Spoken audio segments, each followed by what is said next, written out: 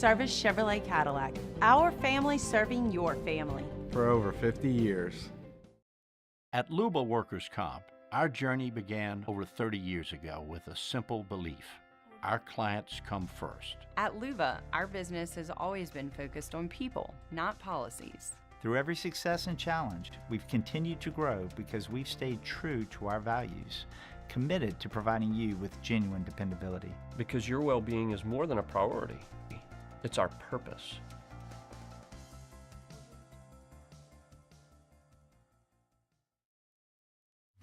At Sunshine, we know what you see when you look at your land. Where others may see dirt, you see the foundation you've built your life on. This, it's hallowed ground. It's past, present, and future. We're proud to provide quality John Deere equipment to help you maintain the land you love. Check out our current promotions and learn more about what it means to be powered by sunshine at sunequip.com.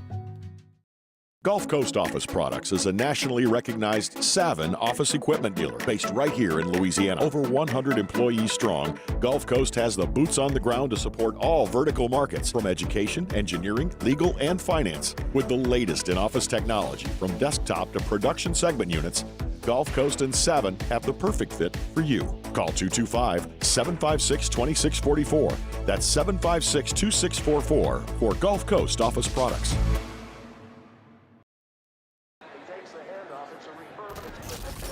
When you can't rely on technology, you can rely on Mountain Cold Refreshment.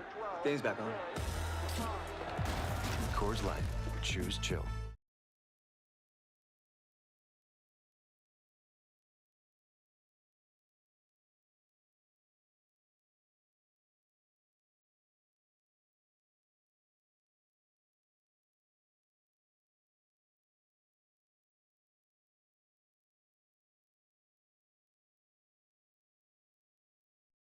This is SportsCenter. I'm Doug Brown with more big money in the NFL today. ESPN has learned Jets corner Sauce Gardner gets a 4-year extension worth $120 million with almost $86 million guaranteed. Gardner had 2 years left on his rookie deal. He's now signed through 2030. SEC Media Days continue. Texas coach Steve Sarkisian shares what he tells quarterback Arch Manning about how to handle the hype. One of the things is, remain true to who he is, right? And you don't, like I said, you don't have to get outside yourself. You don't have to make things bigger than they are. You know, he's got a great sense of humor. We're a very lighthearted group, and so I think kind of, staying below the boiling point is always good for all of us. Steve Sarkisian. Baseball's 95th All-Star game tonight. Tigers lefty Tarek Skubal starts for the American League. Pirates righty Paul Skeens for the National. Our coverage starts at 7 Eastern here on ESPN Radio. Commissioner Rob Manfred and Tony Clark from the Players Union are exploring the possibility of using Major League players in the 2028 Olympics in Los Angeles. Hey, it's Evan Cohen. Coming up Wednesday, we'll react to the Major League Baseball All-Star Game, and I'll tell you why it's still the best All-Star Game in all of sports. It's Unsportsmanlike, 6 a.m. Eastern, right here on ESPN Radio, ESPN2, and ESPNU.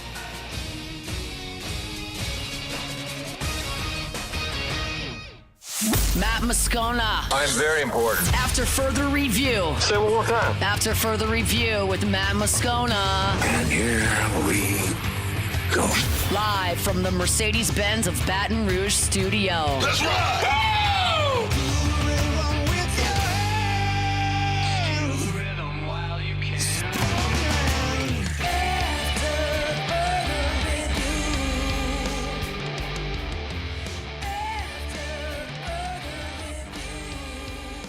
And off we go. Welcome aboard. Glad you're with us. AFR, powered by Sunshine, your hometown John Deere dealer in Louisiana. Day 2 here from Radio Row or Digital Drive. I'll get it by Thursday. Here at the SEC Football Media Days, a heavy hitter day. It is Texas, Tennessee, Georgia, Auburn, all taking their turns. And we fire out the chute here with Commissioner of the Southeastern Conference, Greg Sankey. Good enough to join us. How are you, sir? I'm well, thank you. It's good to be here. Is it? You love coming here?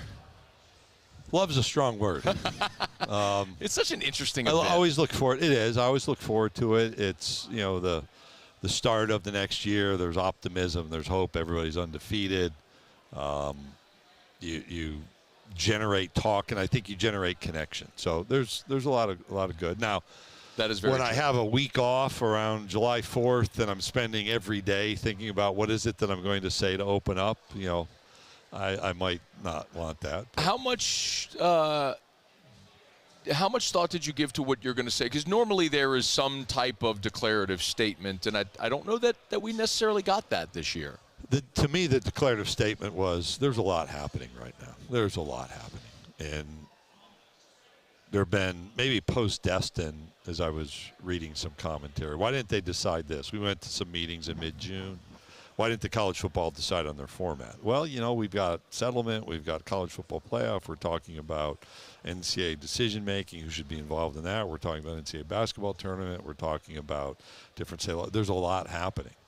I do think we need to put some things back on the shelf as soon as we can.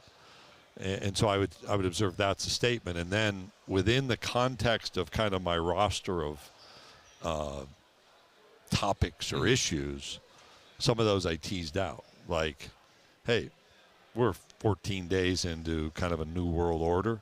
And if you're going to throw the new world order out of 14 days, that seems like pretty bad decision making. We're going to have to work through the problems. Yeah. On the NCAA basketball tournament, plenty of talk. Hey, we had 14 teams in last year total. We had 10 on the women's side. We're doing pretty well. It can stay at 68. It can grow. I think we want the top 50 programs in because that competitive bandwidth, you get somebody healthy, whatever, you can make a run. You saw that. Arkansas is a really good example where you get a player healthy, make a run into the Sweet 16. But if we don't expand, okay, the tournament. The CFP, we have a format in place for 26. It's 12. People forget that. The discussion is, should that remain or should that change? And that has to be a unanimous vote to change it? No, it does not. So this is just That's a majority part vote. of the change. It is majority vote with the Big Ten and SEC agreeing together. Okay. Yeah. I'll come back to that in a second. So you said the 4th of July is usually when you start preparing. No, early June. Early June. Okay. Yeah, and so when is your vacation time? 4th of July. Okay, but you're spending the 4th of July sweating this? Yeah, so where did that's you go on vacation? I have a 2-bedroom place on a lake in central New York where I grew up, where you're kind of away. Okay. And the weather's generally nice. So we go up there. Your folks are still there? My parents still live up there. So my mom's birthday was last Tuesday. She turned 80. The 8th? Yep, July 8th. You as well? 43. Yeah. Your mom's got a great birthday. We share it with Kevin Bacon. Oh, really? Yeah. I did not know that. So and one of the Rockefellers. I go back there and I'm away. There's a few people who know me or know what I do. I'll get recognized, but not nearly the extent of and the SEC footprint. I can kind of physically feel my pulse rate lowers, my blood pressure goes down. Gives you a place to think. And then, I have it's on a lake, and I have a little lakeside house where I put my laptop up. And on Sunday, I was grinding through all the fine details. The water's lapping along the shores. Not bad. Nice little point of or place to focus. Now, did you? I'd rather just sit there and read a novel, but I have a responsibility. I understand that. Any marathons this year? Ironmans? No. Are you done with that? I've been asked about running another marathon, which my mind is willing. I think the flesh is weak. I was supposed to run a 15K race Sunday, which I've done for many, many years, and just had to beg off because I needed to spend time on my remarks. I spent, rather than drive an hour, run an hour and a half, drive an hour back, I took those 4.5 hours and invested in trying to say something intelligent. Probably time well spent.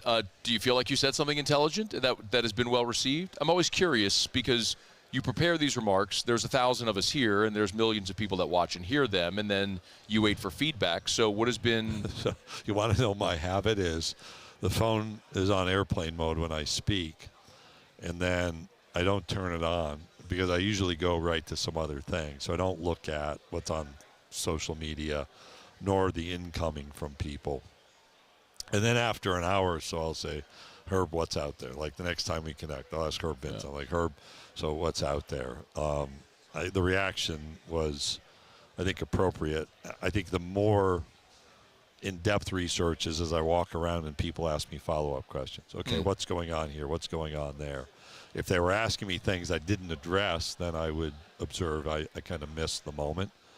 And I intentionally wanted to communicate views, right, without trying to, like, pull the pin on a hand grenade or something like that. There have been times where I've intentionally said things to be overly provocative. Here, like it was try to shape perspective. Oh, I'd have to go back and read things. Give me a minute, I'll think about it. Because, here's the twist. I spent all June thinking about this. I talked for 15 minutes, and then next year I'm like, what in the heck did I say last year? I do that every day for 3 hours. Yeah. What are you talking about? Right. I don't know what I talked about. I don't know what I talked about yesterday or last segment. Greg Sankey's with us here for a few minutes. He's always good enough to hit everybody on Radio Row. I'll give you one where I was talking about the NCAA, and I'm like, this thing has to change. Like, you can't go through the expectations we have and the variances and make decisions in a big room filled with people. And I kind of detailed that out a couple of years ago. And then my phone rang like, what do you mean by that? What do you want? I'm tired of going to a meeting room of 40 people. This was 2 years ago. And having the most important topic introduced for conversation, and no one responds.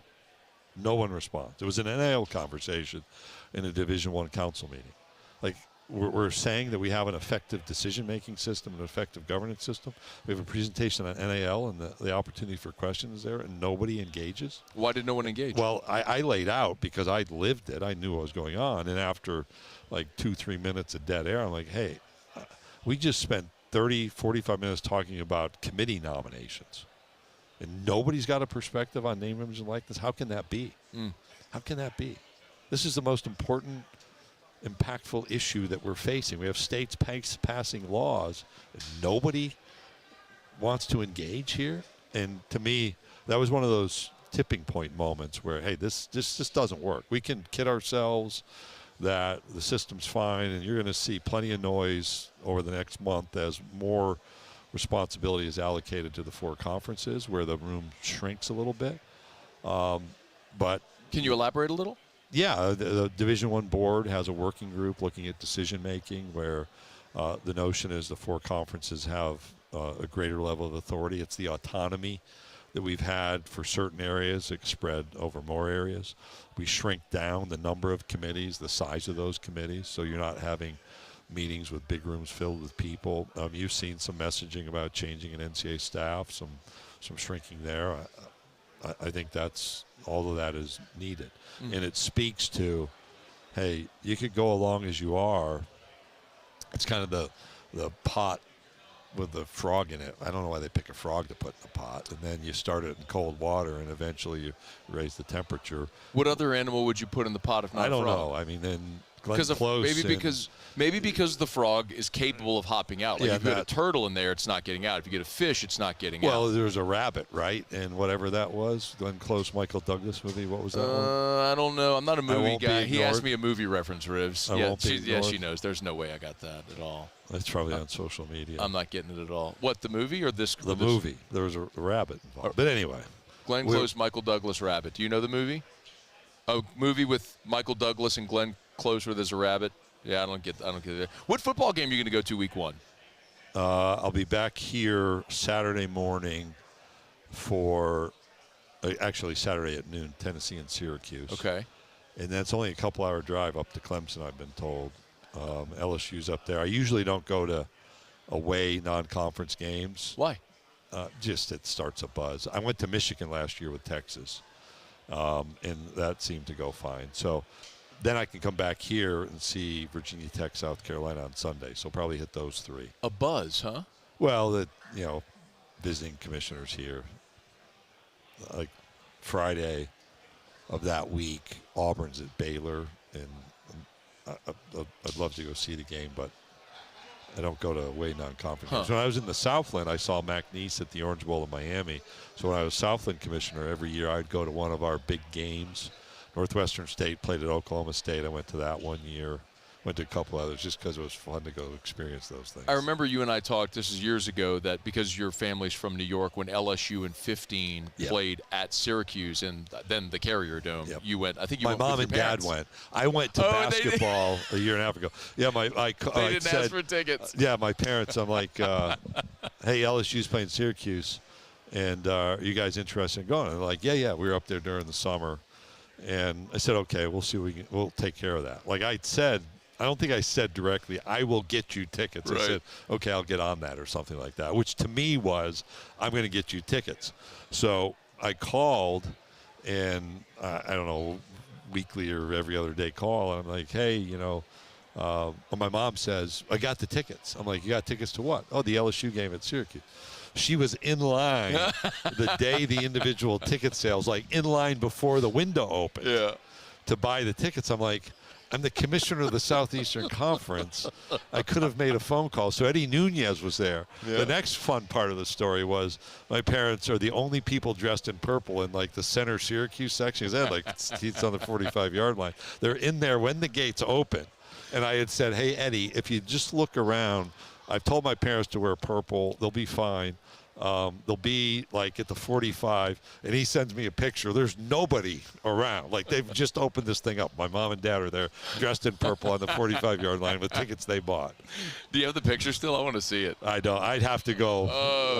I'd have to go dig into the Eddie Nunez archives. But you can call Eddie and ask him, and he will verify that story. He was very kind to spend time with my parents. I'll text Eddie and have him send me the I'm picture. like, I could have gotten you those tickets. So when LSU played up there in basketball, I'd not been to Carrier Dome in 25 or 30 years.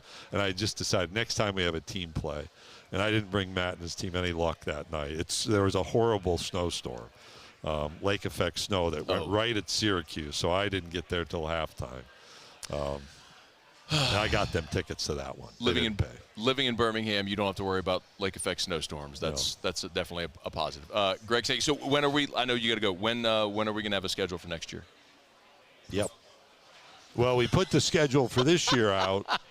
There are steps to that. So December would be our schedule show. We've done that the last couple of years. Okay. To rave reviews, by the way. Like the number of people that consume our schedule introduction show is beyond comparatives. I believe it. The decision has to come pretty soon. The decision on the format. So you're asking about the announcement of what format we'll use to fill out the schedule. Shot clock's running down. I mean, I had to ask. Yeah, that's a fair question. You had to ask. Slide one more in, just to frustrate everybody else. Everybody else? You mean drive. Your boss who is telling you where to be all the time, who's going to be mad at me and not let you sit here anymore? But I can throw one more if you want. Yeah. Why do the Big Ten and the SEC have to agree on playoff format? Because in the old decision-making process, it required unanimity. So it wasn't just the Big Ten and the SEC. It was the Big Ten, SEC, and everybody else. And I said basically, I'm not going to. We're not going to participate under those terms. Like literally, I said, this doesn't work under this structure. And so what I asked for was United Nations Security Council authority to veto bad decisions from our perspective, and then that didn't resonate. So they said, well, if you two don't agree, it can't go forward. But then you have to agree for it to go forward, and it can go forward. So I think that's actually a really rational basis for decision making. Now we have a responsibility to gather information to try to bring people together. So it's not like we can just run off and demand something. But at the end of the day, if we work through a process, then we get to ultimately establish a direction. I can't wait to see who wins. Is it the 4-4-2-2-1-2-7 all the numbers? There's a Saturday Night Live skit called The Change Bank, which is my analogy for this discussion of numbers of teams. And it's Phil Hartman, if you remember him, and he introduces, it's like, if you come to the Change Bank, and there's a name for it, it's not like Manufacturers Hanover or something like that. If you bring us a 20, we'll give you 2 10s, or we'll give you a 10 and 2 5s, or we'll give you 4 5s. We're in the business of meeting our customers' needs. Phil Hartman. So eventually there's a question that says, well, how do you make money? And he looks at the camera and says, volume. Right? So it's just nonsensical. But it's my illustration of all these numbers that get thrown out are just like the Change Bank. We'll give you 4 5s for your 20. We'll give you 2 10s. We'll give you $21 bills, whatever it is. 16, 12, 14, this AQ, that AQ. That's the way I view the world. Unless if it's 12 or 16. Well, it's a change bank, man. Just make up a number. Go with it. We'll just stick with that. Mike Leach 64-team playoff model is out there someplace still. I'm good with that, by the way. Mike Leach's model, not Greg Sankey's I'm model. good with that, if we can do that. All right, thank you for the time. Yep, thank you. Always our pleasure. Thank you. It's his fault he went long. All right, that's not it. I do not get the demerit there. What's that? It's fantastic. You could listen. In 2018, I don't know if you remember this, the first year we were here, you sat with me for like an hour because I was your last one of the day and you were waiting to go to dinner. And you just kept saying, I'll stay. Okay. So we just did an hour with Greg Sankey. So does he have to go or is he staying? Oh, he has to go. All right, she's shooing you along. You can stay if you'd like, or he can come back if you want him to come back. That's good too. So thank you both. Thank you for the time as always. After further review, our show open every day is brought to you by Bud Light. Drink easy with the great taste of Bud Light, the official beer of the LSU Tigers, the official beer of the New Orleans Saints, the official beer of AFR, and our friends over at Bud Light. I'm excited to tell you this. Our friends at Mockler Beverage. Got a call yesterday from Dan Palmer. I have 2 tickets to UFC 318 this weekend at the Smoothie King Center. Poirier, Holloway, 3, the trilogy fight. I've got 2 tickets that we're going to give away on Thursday from here at Radio Row or Digital Drive at SEC Media Days. Very excited about that. I will tell you in hour 3 today how you can win those tickets. So make sure you're back here in hour 3. If you got to leave, catch it on demand or whatever. We're going to give away those tickets. I'm excited to be able to do that. I'm going to be in that number and can't wait to be in the Smoothie King Center. Of course, Dustin Poirier, Bud Light athlete. Drink easy with the great taste of Bud Light. Okay. We'll knock out a quick break. Where's my rundown? We have Gary Stokan will be here in about 12 minutes from right now. What a gigantic day this was today with a lot of heavy hitters. We'll continue. Stay with us here on, well, 1 second, Muse. 1 second, Muse. 1 second, 1 second. Sorry, my apologies. Stay with us here on AFR. After further review. We're brought to you by River City's 1 Hour Air, where they're always on time, where you don't pay a dime. 752-0001, 752-0001, or 1hourbr.com. Y'all, it's so easy. If you got issues with your AC, you call River City's 1 Hour Air. You don't have to take my word for it. I wish you would, but you don't have to. Go read the Google reviews. River City's 1 Hour Air has more than double the amount of 5-star reviews of the next closest competitor in Baton Rouge. They are literally the best. They've been doing it for 40 years. Every time you call River City's 1 Hour Air and schedule service, you will get a call, a text, and an email alerting you the technician's on the way with that technician's name, a photo of that technician, reviews of that technician so you know exactly who is coming into your home so you can feel comfortable. And, of course, they're going to do exceptional work. It's River City's 1 Hour Air. 752-0001, 752-0001. Look for the big yellow vans and trucks with the giant clock on the side. It's River City's 1 Hour Air, 752-0001. Flight by Yingling is raising the bar by crafting the next generation of light beer. With only 2.6 carbs and 95 calories, this is premium refreshment 6 generations in the making. Flight by Yingling. Raise the bar. At Bayou Automotive, we believe in a sales process that puts you first. We want you to experience an easy purchase with clear pricing and great service. Let Bayou Ford and Bayou Chrysler Dodge Jeep Ram be your trusted partners in finding your perfect vehicle. The crew at Bayou Automotive is going to do right by you. Businesses like yours are the soul of our community. You deserve someone who'll deliver the internet services you deserve. That's why local businesses rely on Rev Business. 90 years of building connections. Visit us at letsrev.biz. The Windsor Senior Living Community in Mandeville, Louisiana is a beautiful, vibrant apartment community geared towards seniors. They are nestled right in the heart of Mandeville, where seniors live a more carefree lifestyle in spacious apartments with the peace of mind that comes from having a little extra help. Call the Windsor at 985-624-8040 to schedule a lunch and tour. Come see how the Windsor can be your passport to peace of mind. Man, age is just a number. Don't let it dictate how you feel. Goodwood Men's Sexual Wellness has anti-aging services that can help you look and feel your best. Visit yourgoodwood.com and discover a renewed sense of vitality. At Luba Workers' Comp, our journey began over 30 years ago with a simple belief. our clients come first. At Luba, our business has always been focused on people, not policies. Through every success and challenge, we've continued to grow because we've stayed true to our values, committed to providing you with genuine dependability. Because your well-being is more than a priority. It's our purpose.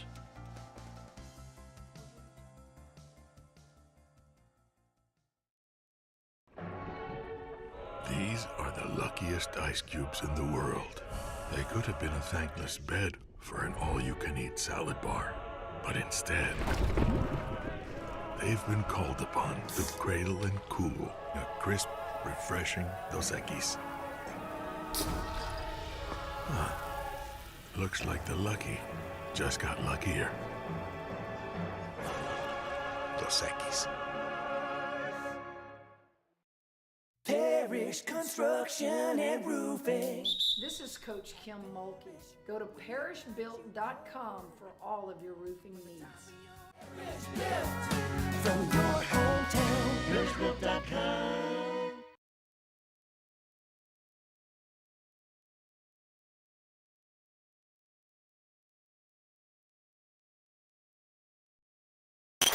After further review, powered by Sunshine, your hometown John Deere dealer in Louisiana.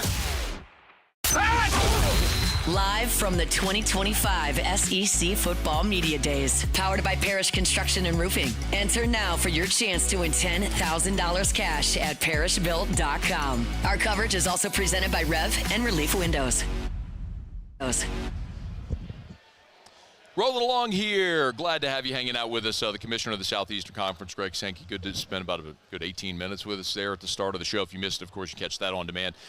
Gary Stokan of the Peach Bowl set to be with us here in less than 10 minutes from right now, but we had an opportunity to go along with the Commissioner.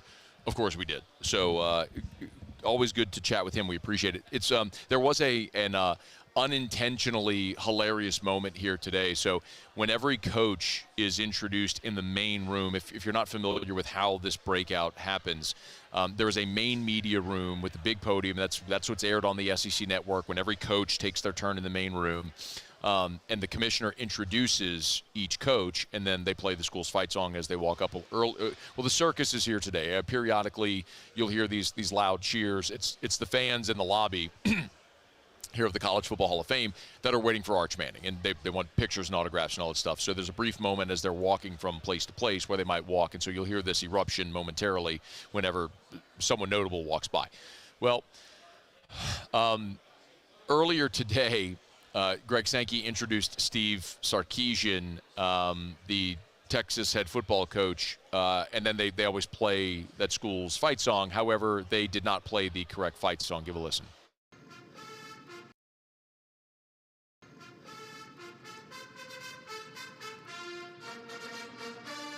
Yes, that's fine. I don't think you have the one where where they introduce him, so you just hear the fight song. So Greg Sankey introduces Steve Sarkisian, and as he's walking up, they're playing the Aggie War Hymn. They played the Texas A&M fight song when Steve Sarkisian, the Texas coach, walked onto the podium. I don't know who's getting fired, but somebody hit the wrong button, and kind of unintentionally hilarious. Maybe it's Billy Lucci hanging back there pushing the wrong button. But Texas is a fascinating conversation. Later on the show today, we will talk to our buddy Aaron Hogan from ESPN Austin about these Longhorns. This is a Texas team that, of course, made the college football playoff a year ago.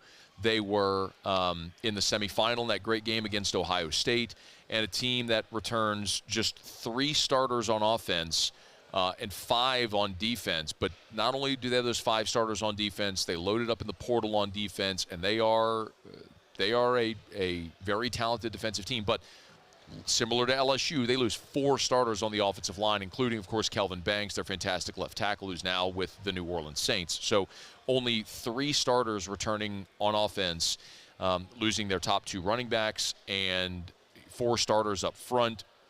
It is going to be interesting for that Texas offense with a new offensive line, a new quarterback, the uber-talented Arch Manning, but opening up at Ohio State.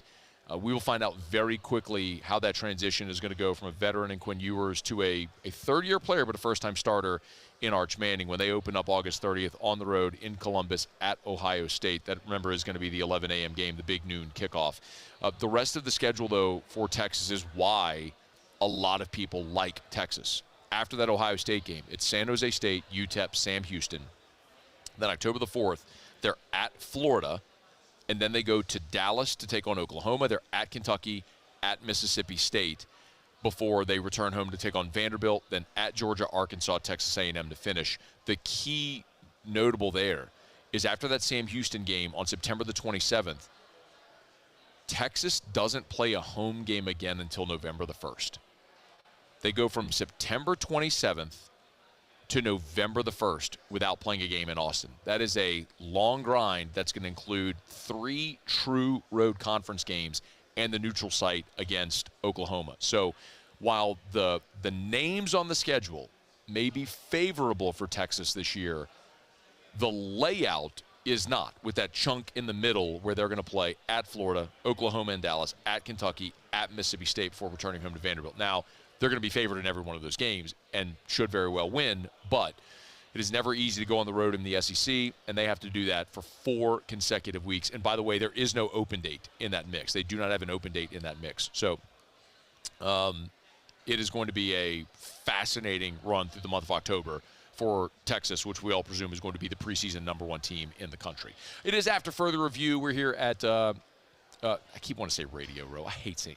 Do I have to say Digital Drive? God, who came up with that? We're brought to you by Parish Restoration. Remember, kill mold, remove odor. You can go to parishrestoration.com. With all the rain, all the inclement weather this time of year, many times you find that you have leaks. Well, if you have a leak that's showing in your home, on the roof, whatever it may be, that's been there for a while, so you may very well have mold. And if you do, our friends over at Parish Restoration can help. Go to parishrestoration.com, parishrestoration.com for that inspection and for that free estimate, parishrestoration.com. All right, it is after further review. I got to grab a quick break, and we'll come back. Gary Stokan of the Peach Bowl is going to join us. We're glad to have you aboard with us here. Day 2 of SEC Football Media Days from Radio Row. After further review. AFR is brought to you by Glow Resources, GLO, glowresources.com. They are complete employer solutions, Glow Resources. I say it easily every day by explaining what they are, by first telling you what they are not at Glow Resources. They are not a temp staffing agency. So if you're looking for a job, don't call Glow Resources because they'll find you.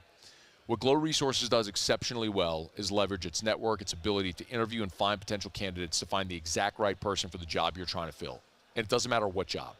They specialize in skilled blue-collar labor, yes, but they have a professional placement division as well. So any white-collar, any office job, from an administrative assistant to C-level management and everything in between, Glow Resources can help. So make sure you check them out. Start online at glowresources.com. They have a 96% success rate. glowresources.com, glowresources.com for Glow Resources, complete employer solutions.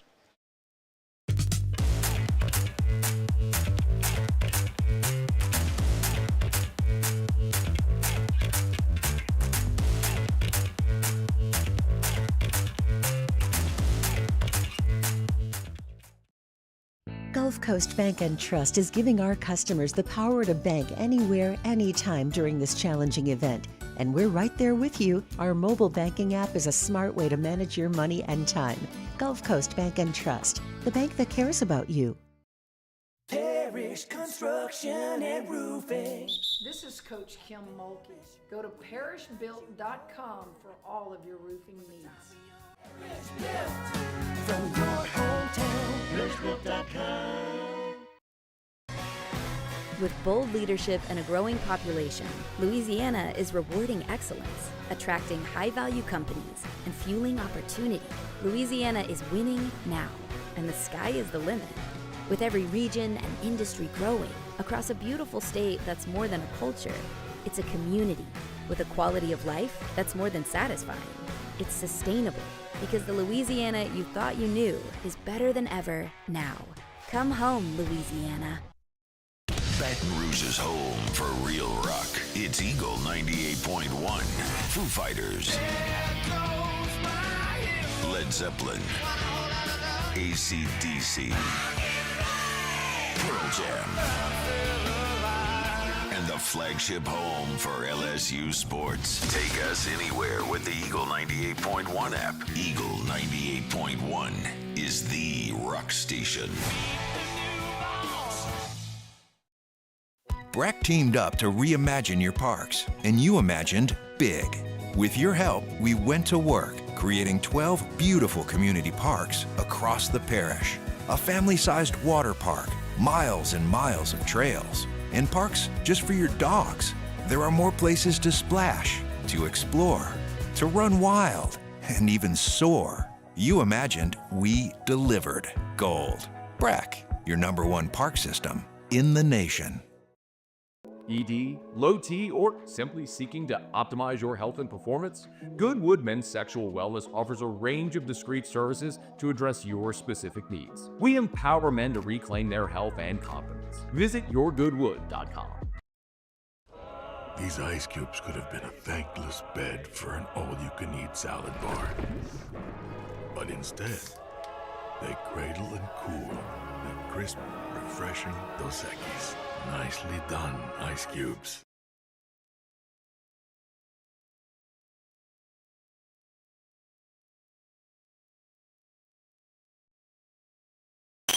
After further review, powered by Sunshine, your hometown John Deere dealer in Louisiana. Live from the 2025 SEC Football Media Days, powered by Parish Construction and Roofing. Enter now for your chance to win $10,000 cash at parishbuilt.com. Our coverage is also presented by Rev and Relief Windows. Glad you are rolling along with us here on a fantastic day in Atlanta, GA for SEC Football Media Days, Day 2. It's always a pleasure when we come here. We get a chance to visit with Gary Stokan, the CEO of the Chick-fil-A Peach Bowl and the Aflac kickoff game. Maybe I'll keep churning out some fantastic college football products. How are you, sir? Matt, you almost sounded like the Aflac duck there. Did I, like, quacking? You almost got there. Aflac. Who's got the, who does the voice now? Do you know? I have no idea. Do we know who did it? Because it was Gilbert Gottfried for a long time. Now he's passed, so I'm not sure who does the Aflac voice. Yeah, not sure. I didn't apply for it, but I'm not opposed to it. Well, welcome to Atlanta. Thank you. You got a great location here, right in front of the Chick-fil-A Peach Bowl. Well, look at that. You know what? I'm trying to get this to load. You can see that. So the way it's set up normally is the chairs for the listener, the viewer that's watching us. Normally the chairs are set up on the other side, and because now the glass. Well, it's not even the glare. It's more now that we're on video. So I mean, radio isn't radio anymore. Right. It's everything is digital media, and of course we terrestrial radio. But I always like to turn here. So that's our backdrop. I mean, that's just a freaking cool backdrop, that right? Is cool. I mean, you got all the trophy cases instead of just a glass wall. So yeah. I love the backdrop, and yes, there is the chick. Does that say 2019 champion right there? 2014. Are you sure that does say 2019? Sure that's not LSU scoring a bajillion against Oklahoma? That was my personal favorite Peach Bowl. We need to make that Dylan's our LSU, our vice president of communications. He's a big LSU guy, so I'm surprised he hadn't jumped on that. We're going to make sure that happens. Yeah, you were telling me before we came on air that there was recently a report of the top. Yeah, CBS recently rated all the CFP playoff games in the CFP era, and Alabama-Georgia, obviously, the national walk-off championship in overtime, game was in the top 5. Our Georgia-Ohio State semifinal game was in the top 5, and last year's Chick-fil-A Peach Bowl with Arizona State, Texas double overtime. The LSU-Oklahoma game was in the top 10. That is stunning. I mean, it's my personal favorite playoff semifinal game that we've seen. But there wasn't much of a game, but it was magnificent to watch being in Mercedes-Benz Stadium that day. This Texas-Arizona State game ended up being outstanding. It didn't look like it was going to be Had from everything jump, in it, didn't it? But my goodness, did it. And, with Scadaboo playing the way he did to rally him, but big pivotal play moments. It's so interesting, too, because – you don't get a say in who comes to your game anymore. And nope. But that hasn't seemed to negatively impact you all. How? Well, we got a great market. Atlanta is a college football hotbed. A lot of media have called us the capital of college football, with the Hall of Fame here, with the kickoff games, with the Chick-fil-A Peach Bowl, with the SEC Championship. You know, in the 4th largest convention town, Atlanta, Georgia, in the United States, behind Las Vegas, Chicago, and Orlando, 4 of the top 5 conventions in this city on an annual basis are college football games. The SEC Championship, our two Aflac kickoff games, and the Chick-fil-A Peach Bowl. That's how important college football is to the city of Atlanta. I believe it. LSU, of course, has played many games here. Not only been great to us. Not only the bowl games, but kickoff as well. And I know every year we talk about it. What's pretty remarkable is you all really started the Kickoff Classic game. Back in 08, it was Bama and Clemson. That was sort of Nick Saban's reemergence to national dominance as Bama really dominated Clemson that day. But that's when everybody started to copycat and follow suit. So it is the longest-running kickoff game. Why do you think that has continued to be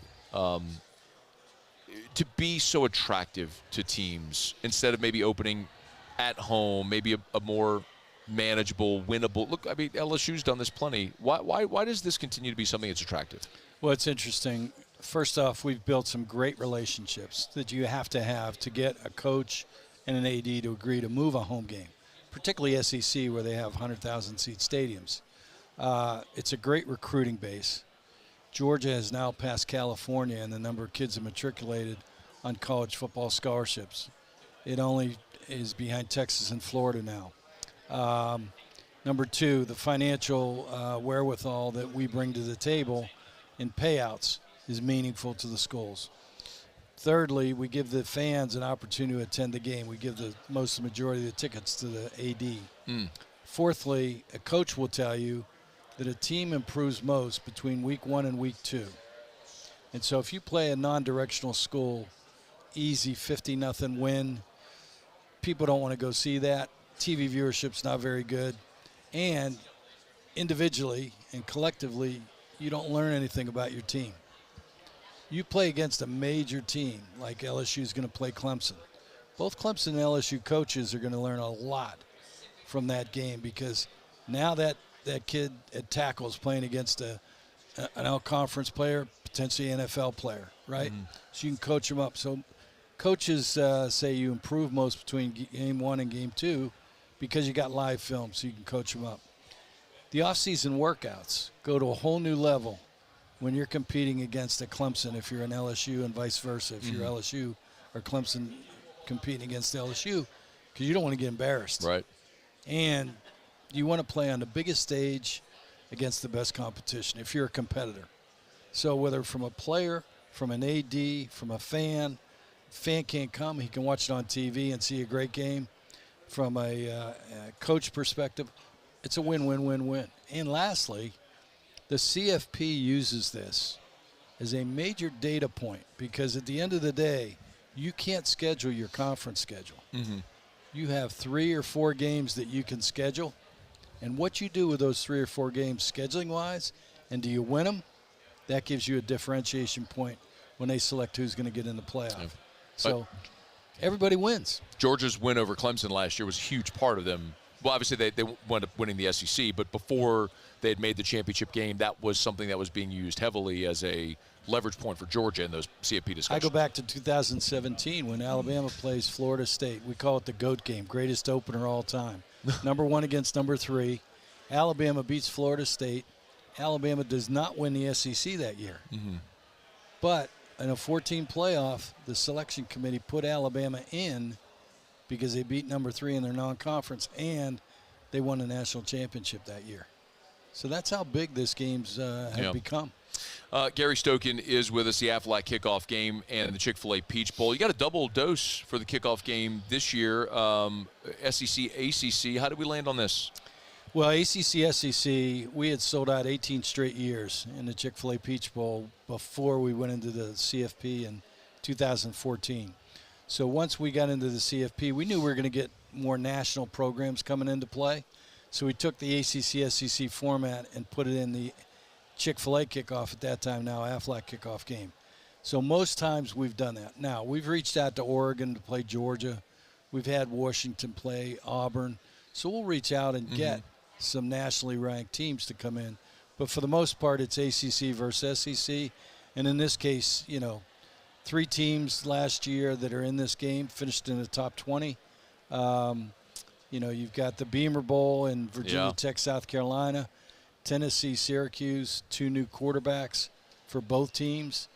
Some intriguing matchups. We'll play at noon with Tennessee, Syracuse on August 30th. on ABC, and then 3 o'clock the next day, Sunday, August 31st, Virginia Tech, South Carolina. It's going to be great. I love opening weekend. It's just magnificent. It's just, you just gorge on football for 5 straight days. Well, and if you think about it, we've changed the face of college football because of this game. Because now this year you've got Ohio State playing Texas. You got Clemson playing LSU. You got Miami playing Notre Dame. Sure. Before, those games never happened, before we started this kickoff game format with Alabama and Clemson. So, we've changed the face of college football scheduling-wise. We've brought the College Football Hall of Fame to Atlanta.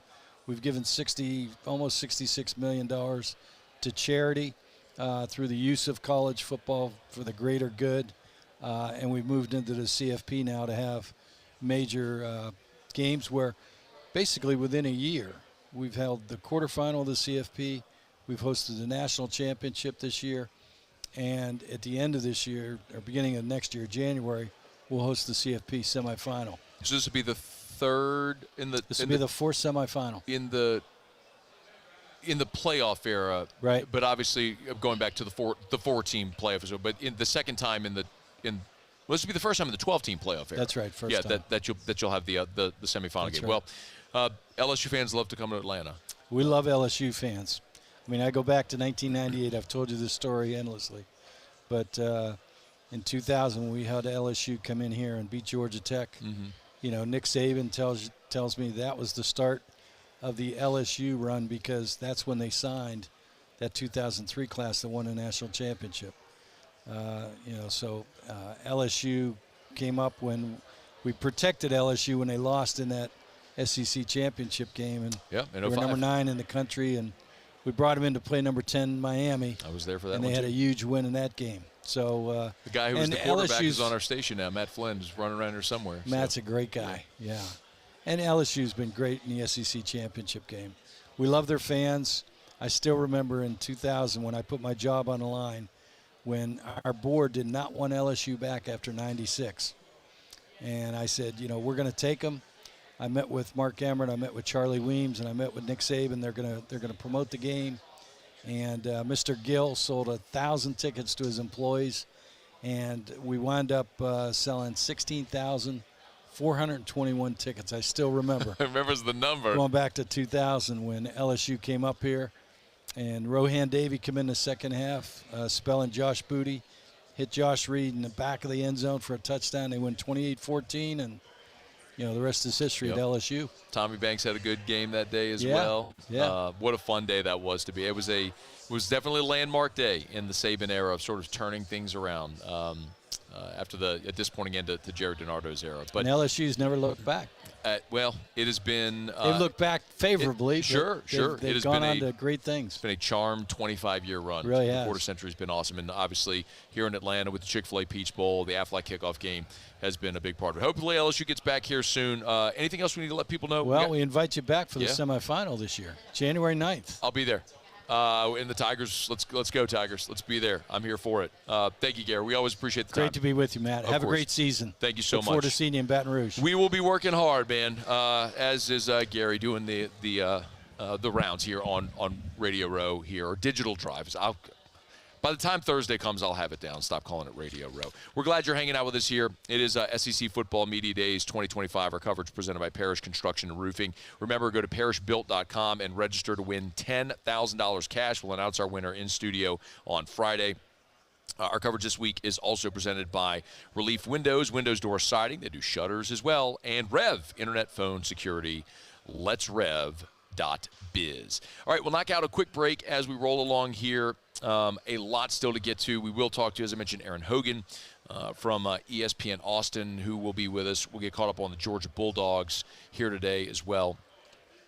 And also, Lindy Davis stops by of Lindy Sports, the College Football Preview Magazine. Well, he's Lindy. So we'll talk to Lindy Davis here on the show as well today, and we'll look forward to it. We're glad you're hanging out with us on this Tuesday edition of AFR, powered by Sunshine, your hometown John Deere dealer in Louisiana. Stick around. AFR. Man, I was chatting earlier today with my buddy Derek Duplessis over at Duplessis Builders. Great guy, man. Awesome pool builder, but also not only does he do quality work, but a great ethical man as well. local is such a key. Derek is from Santa Maria, went to LSU, has his degree in mechanical engineering with a minor in aerospace engineering. I mean, this guy who worked as an engineer professionally, built a pool for his sister, loved it, did 8 pools that first year. The next year did 60 pools, fastest growing pool company in the region. But the point of it is rated a top 50 pool company in America this year by Pool and Spa magazine. And it's because of the quality of craftsmanship and the way they treat their customers. You got to learn more if you're thinking about building a pool, remodeling your current pool. Maybe you want to add an outdoor kitchen. Duplessis Builders. Check them out online. Start there. DuplessisBuilders.net. DuplessisBuilders.net. Top 50 in America. DuplessisBuilders.net. There it is, the extra mile, on the border of expected and extraordinary for those willing to go further, like vans customized for work or play, with safety and tech to keep you connected, supported by a 5-star sales, service, and finance team, and backed by the 1-star you know. So go the extra mile. It's never crowded, because so few have what it takes to go there. Mercedes-Benz Vans. It's not just a game, it's a religion. You've got your team color, team swag, and now your very own website. LouisianaSports.net. Everything LSU, Saints, and Pelicans. Sports on demand. In-depth coverage by sports writing pros with continuously updated news. And with the LouisianaSports.net newsletter, you get pinged directly with top trending stories. Best of all, now and always, no paywall. It's free. LouisianaSports.net. Powered by 104.5 ESPN Baton Rouge. Your home for Louisiana sports. At Luba Workers' Comp, our journey began over 30 years ago with a simple belief.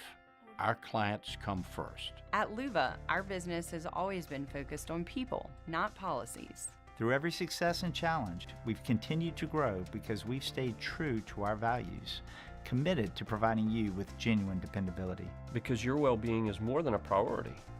It's our purpose.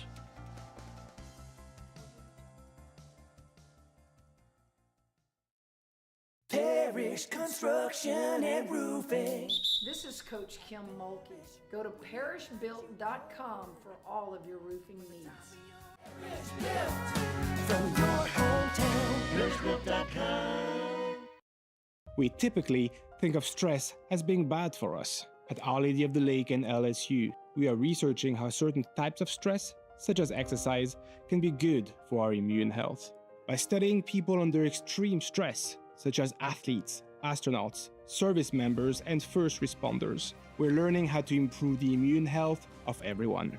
That's the power of research. That's the impact of champions. Together, we roar.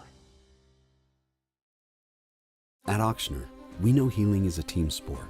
That's why we've partnered with world-renowned orthopedic surgeon Dr. James Andrews to create the Ochsner Andrews Orthopedics and Sports Medicine Institute. Whether you're a professional athlete or a weekend warrior, our team of specialists are dedicated to getting you back in the game. So whatever your reasons are for reaching your personal best, we've only got one. You. Ochsner Andrews Institute. Long live you. Family owned and community driven. Service Chevrolet Cadillac, a legacy you can trust since 1972. After further review, powered by Sunshine, your hometown John Deere dealer in Louisiana. Live from the 2025 SEC Football Media Days, powered by Parish Construction and Roofing. Enter now for your chance to win $10,000 cash at parishbuilt.com. Our coverage is also presented by Rev and Relief Windows. The Tennessee Volunteers are wrapping up their day, making their way around Radio Row. We'll see if we might get lucky and snag a player to chat with us coming up in hour number 2. I do want to spend a good bit of time today talking about Georgia because I was asked earlier today maybe a team I've learned the most about. And I think what's interesting is every conversation, I shouldn't say every, most conversations that we've had here as people are talking about front runners, projected order of finish, there seems to be a consensus. Texas, Georgia, Alabama in some order. Then the next tier LSU, South Carolina, Florida, Tennessee. That's kind of the way the conversations are going here this week. And with Georgia, I just kind of, the more I've learned about Georgia, the more I keep looking and saying, I understand why, with that logo on the side of the helmet, they're going to get a gigantic benefit of the doubt that they've earned, because Kirby Smart is an amazing coach. He's won a couple of national titles, and Georgia has been one of the standards in college football in the last decade, certainly in the last half decade. But a year ago, Georgia didn't look like Georgia. Their defense was finished 30th in the country in total defense. Again, very un-Georgia-like. And they were 15th in the SEC in rushing offense. Another thing for a physical Georgia team that's very un-Georgia-like. So I look at that and I go, okay, well, you're also replacing your quarterback. I don't know what Gunnar Stockton's going to be. You lose 3 first-rounders on defense, and you only return 7 starters, 4 on offense, 3 on defense. The other thing that's fascinating is that this is going to be an incredibly young Georgia team. This will be the youngest team that Kirby has had. 45 of their scholarship players are sophomores, juniors, and seniors, which means there are 40 scholarship freshmen or redshirt freshmen on this team who haven't played. That makes them very young. And even Kirby said that today in the main room at SEC Media Days, that yes, this is a youthful team, and that's not normal at Georgia. Our team's going to be comprised of 54% first and second year players. Very big change for us. You guys know the COVID class has kind of aged out. So we had multiple players that were in their 5th and 6th year last year. And so we're going to be really young, especially on the offensive and defensive lines. But 54% of our players are coming into their first or second year. So what do you get with that? You get youthful exuberance. We've had practices that have been spirited. We had a great spring practice that we talked about the words fire, passion, and energy. I think the biggest thing that separates college football teams today is complacency among players versus fire, passion, and energy among players. So we've tried to highlight those traits as much as possible with our players. I totally understand what Kirby has to sell to his team. There is, however, no replacement for experience. Would you rather an experienced team or a talented young team? And Georgia's continued to recruit very well, and they have a lot of talent. They're Georgia. But every team with that much youth is going to experience some degree of growing pains. And when you look at Georgia's schedule, the good thing for Kirby is they open up with Marshall and Austin Peay. They get a couple of weeks to breathe before they go to Tennessee. But then it's at Tennessee, open date, Bama, Kentucky, at Auburn, Ole Miss, Florida in the neutral site game. The gauntlet is there. Like, that's the stretch, the chunk of the schedule where you go, can you survive that? And then you do have the home game against Texas in November. It'll be fascinating to watch Georgia to see if they can bounce back from a year where they still won the SEC, but still have a lot of questions to answer. Hour 2 coming up next. AFR. You know, the first time I ever went and sat at supper club with Brandon, one of the things he told me was a margarita tastes better at the beach, a hot dog tastes better at the ballpark, and a steak just tastes better at supper club. And it is so true. Yes, I tell you all the time about the rare cuts of meat, the Wagyu that they get, the Omi beef, the herb beef, these one-of-one type offerings that you literally will not find anywhere else in Baton Rouge, Louisiana, in some cases in the United States, quite literally. But the experience of supper club is something else. Every detail from where you walk in to the fluorescent sign, the tables with no white tablecloth to make it feel less formal so you don't feel as stuffy, where you can have a good time. It's all thought of. Get your reservations today at Supper Club. These are the luckiest ice cubes in the world. They could have been a thankless bed for an all-you-can-eat salad bar. But instead, they've been called upon to cradle and cool a crisp, refreshing Dos Equis. Looks like the lucky just got luckier. Dos Equis. Today, we are shaping tomorrow. We are researching how extreme stress impacts the immune system, from trauma victims to athletes and even astronauts.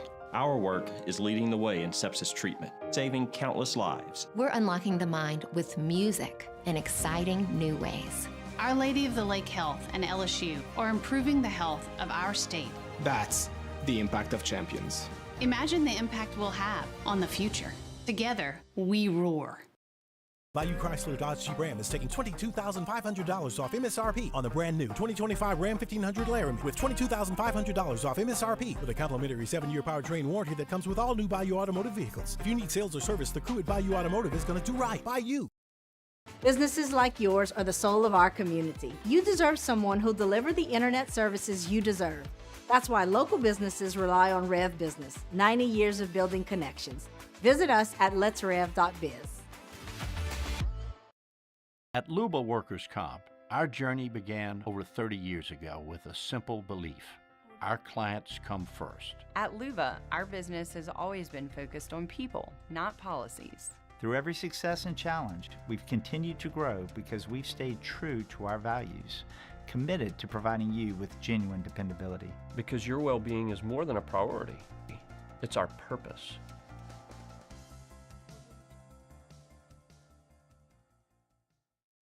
Gulf Coast Office Products is a nationally recognized Savin office equipment dealer based right here in Louisiana. Over 100 employees strong, Gulf Coast has the boots on the ground to support all vertical markets from education, engineering, legal, and finance. With the latest in office technology, from desktop to production segment units, Gulf Coast and Savin have the perfect fit for you.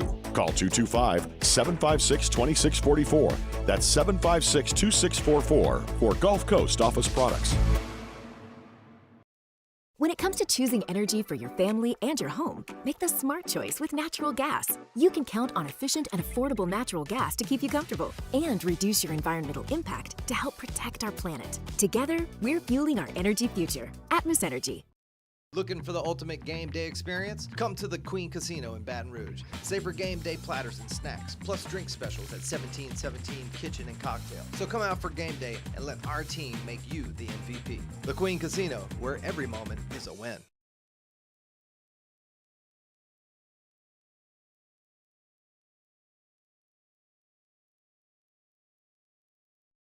Is SportsCenter. I'm Doug Brown. More news from the Jets today. One day after signing wideout Garrett Wilson, today it's cornerback Sauce Gardner. ESPN has learned Gardner gets a 4-year extension worth $120 million. ESPN also learns the Chiefs will sign offensive lineman Trey Smith to a 4-year extension worth $94 million. He becomes the highest paid interior lineman in NFL history. Tonight in Atlanta, baseball's All-Star Game featuring the Automated Ball Strike Challenge System, or ABS, the same system used in spring training. Commissioner Rob Manfred. I never call the automated strike zone system robot umpires, because one of the things we really do want to preserve is the role of the umpire in the game. And, you know, the way the system's designed, he gets the call, he makes the call, just like he does today. In order to, that's his role. You know, that's what he's doing out there. All-Star coverage starts 7 Eastern here on ESPN Radio. Mavericks center Derek Lively should be ready for camp after surgery for bone spurs in his right foot. Hey, it's Evan Cohen. Coming up Wednesday, we'll react to the Major League Baseball All-Star Game, and I'll tell you why it's still the best All-Star Game in all of sports. It's Unsportsmanlike, 6 a.m. Eastern, right here on ESPN Radio, ESPN2, and ESPNU.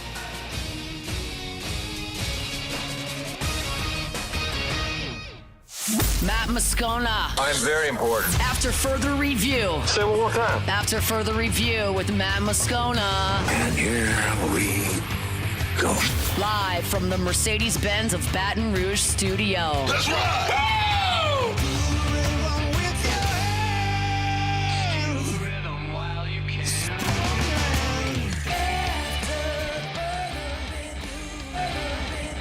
All Hour 2, off we go. Welcome aboard. Glad you're with us. AFR, powered by Sunshine, your hometown John Deere dealer in Louisiana. We are here at SEC Football Media Days 2025 from what is formerly Radio Row, now Digital Drive, as they call it. And the Tennessee Volunteers currently making their way around the second floor here at the College Football Hall of Fame in downtown Atlanta. So we'll see if we'll catch up with some of these players just a bit as Josh Heupel and the Vols look to build upon their college football playoff appearance from a year ago, but they'll have to do so without Nico Iamaleava, which makes them one of the more interesting conversation pieces around the league and around college football because of how that transpired, losing their starting quarterback due to an NIL dispute. One of the people nationally who is quite high on LSU is Lindy's magazine. Lindy's has LSU preseason number 5 in the country, and they picked Garrett Nussmeier as the preseason first-team All-SEC quarterback. Well, Lindy Davis is Lindy of Lindy Sports and had a chance to visit with Lindy and get a thumbnail preview of the SEC.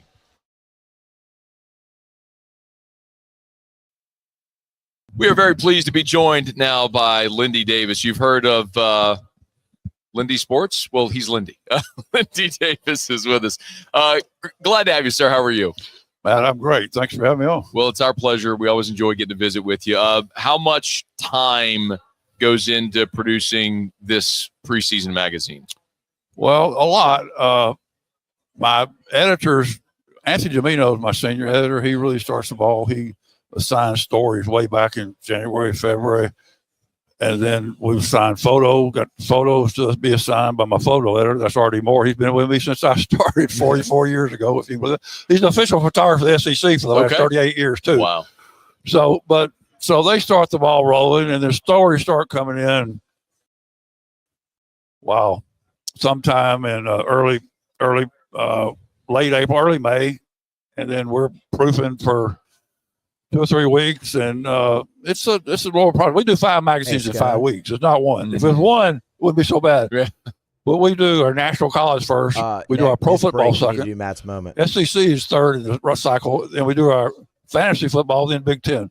So it's 1 of 5. It's quite a grind, just tried, to be honest. For some reason, it won't stop always holds up. recording. We were joking, and we were talking before our whole crew picked up Lindy's in the airport in New Orleans. I like to hear that. I like it. Multiple sales. I like that. Lindy sat down and said, I like your magazine. I was like, well, there's plenty of them around here. Going through the SEC this year, what was the most challenging team to try to peg? Wow.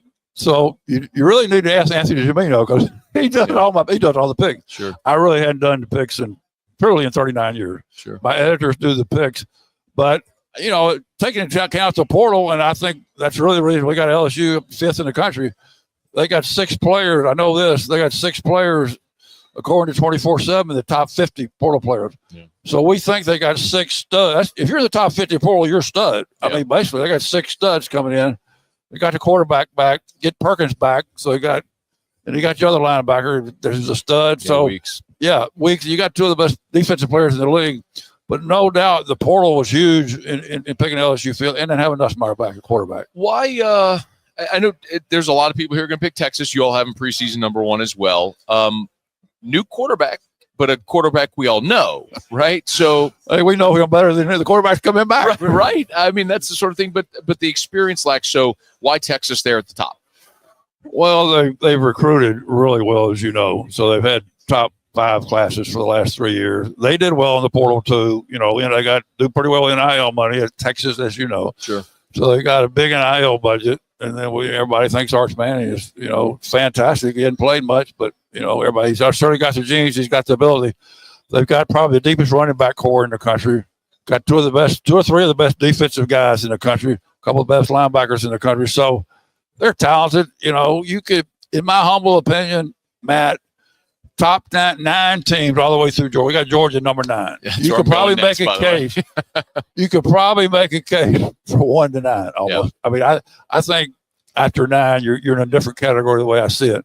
But any of those 9 teams, you could make a possible case for. A lot of people wonder why we got Georgia at 9. Well, they got a lot of question marks this year. They really do. Got question quarterback, offensive line. They lost 7 guys in the NFL. Lost another stud to Missouri. So they've got question marks, but Do they have the talent to win the championship? Of course they do. Everybody knows how they've recruited. They got Kirby Smart coaching them. So everybody's got question mark. Somebody's got to be number one. So. Yeah.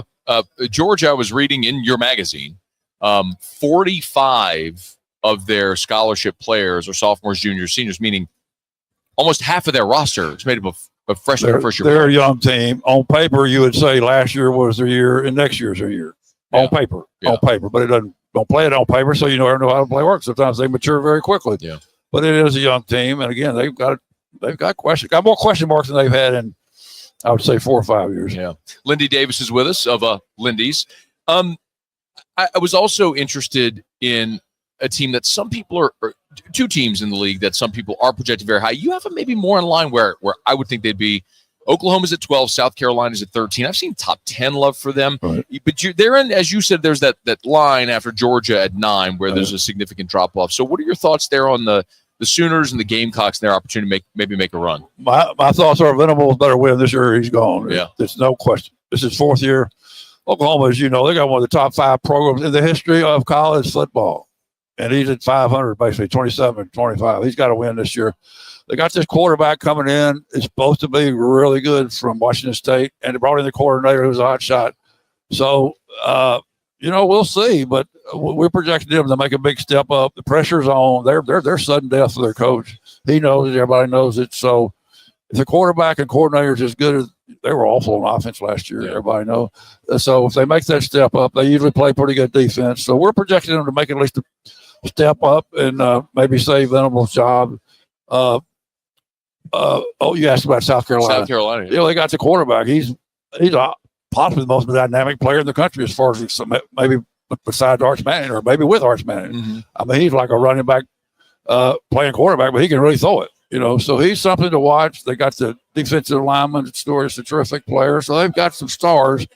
They did lose some talent. They lost the other 3 guys on the defensive line. So they got some players to replace. But they really showed out last year what they could do. They played everybody, played everybody to the wire almost in the games they lost. So we'll see if they can make that next step. It's one thing to be at the bottom and then kind of sneak up. Now they're kind of looked at. They're not going to sneak up on anybody. So we'll see how South Carolina handles that because they hadn't been there very much. Same with a school like Vanderbilt this year, who they bid a lot of people, on their way to a 7-6 record, but a lot of guys back. A lot of players love Pavia. They got an extra year. How about that? It really changed the look of a lot of teams. I know Alabama, Jefferson, they got a good linebacker that was out. Now he's coming back, and I know other teams do too. So that really affected a lot of teams, and he's exciting to watch. I saw him beat Auburn. I saw him beat Alabama. Yeah. You mentioned Alabama, obviously. I think both Alabama and Auburn are fascinating in this situation. Hugh Freeze was here a bit ago.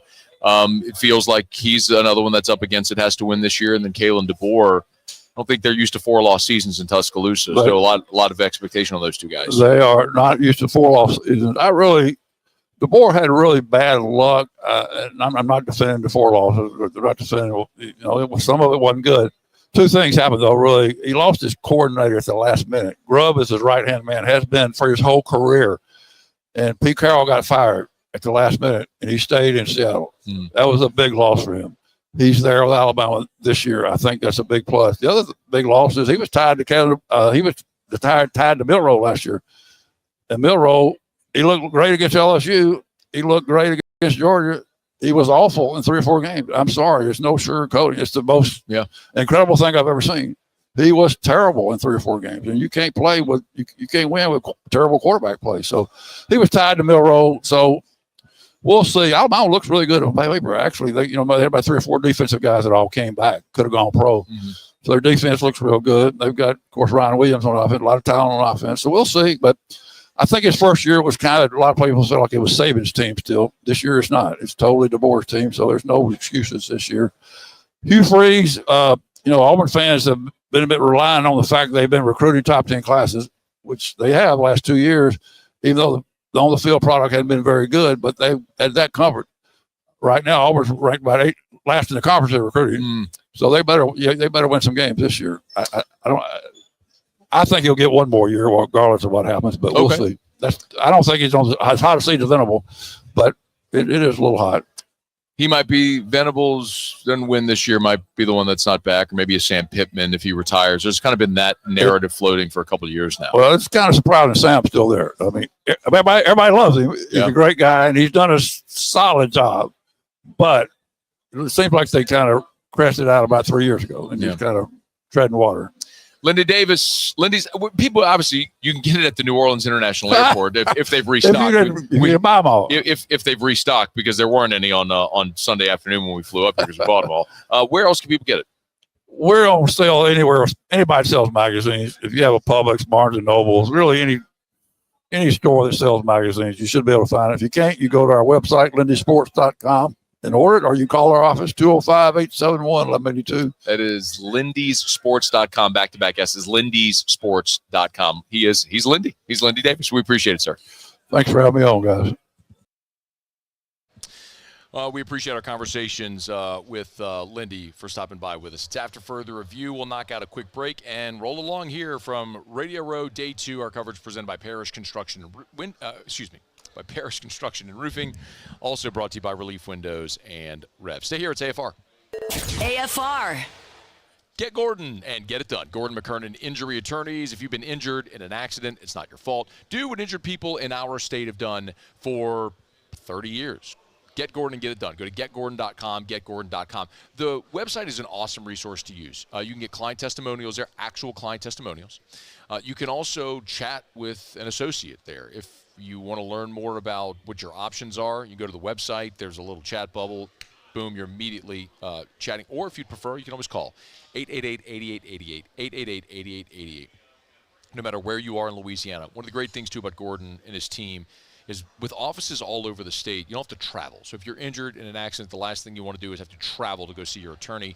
Well, they've got offices all over the state. So no matter where you all are, dial the 888-8888, 888-8888, or go to getgordon.com, getgordon.com, excuse me, getgordon.com. Get Gordon and get it done.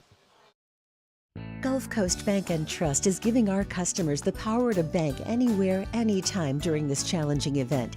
And we're right there with you. Our mobile banking app is a smart way to manage your money and time. Gulf Coast Bank and Trust, the bank that cares about you. At Bayou Automotive, we believe in a sales process that puts you first. We want you to experience an easy purchase with clear pricing and great service. Let Bayou Ford and Bayou Chrysler Dodge Jeep Ram be your trusted partners in finding your perfect vehicle. The crew at Bayou Automotive is going to do right by you. Parrish Construction and Roofing. This is Coach Kim Mulkey. Go to parrishbuilt.com for all of your roofing needs. From your hometown, parrishbuilt.com.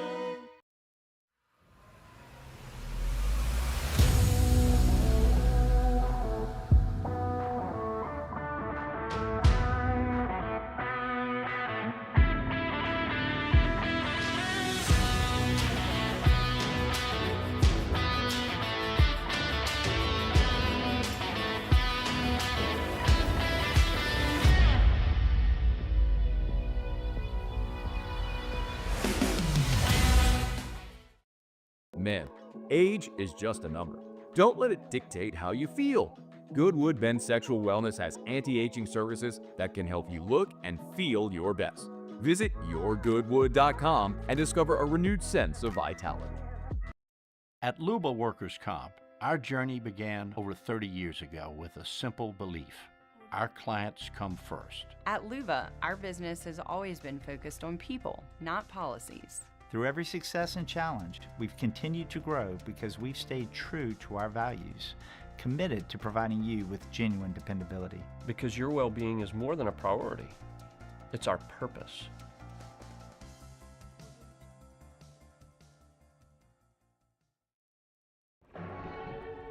These are the luckiest ice cubes in the world. They could have been a thankless bed for an all-you-can-eat salad bar. But instead, they've been called upon to cradle and cool a crisp, refreshing Dos Equis. Looks like the lucky just got luckier. Dos Equis.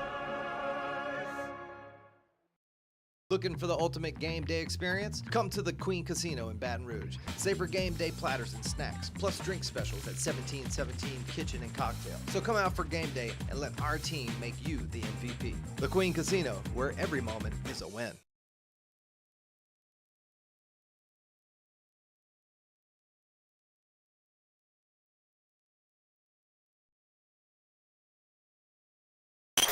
After further review, powered by Sunshine, your hometown John Deere dealer in Louisiana. Live from the 2025 SEC Football Media Days, powered by Parish Construction and Roofing. Enter now for your chance to win $10,000 cash at parishbuilt.com. Our coverage is also presented by Rev and Relief Windows.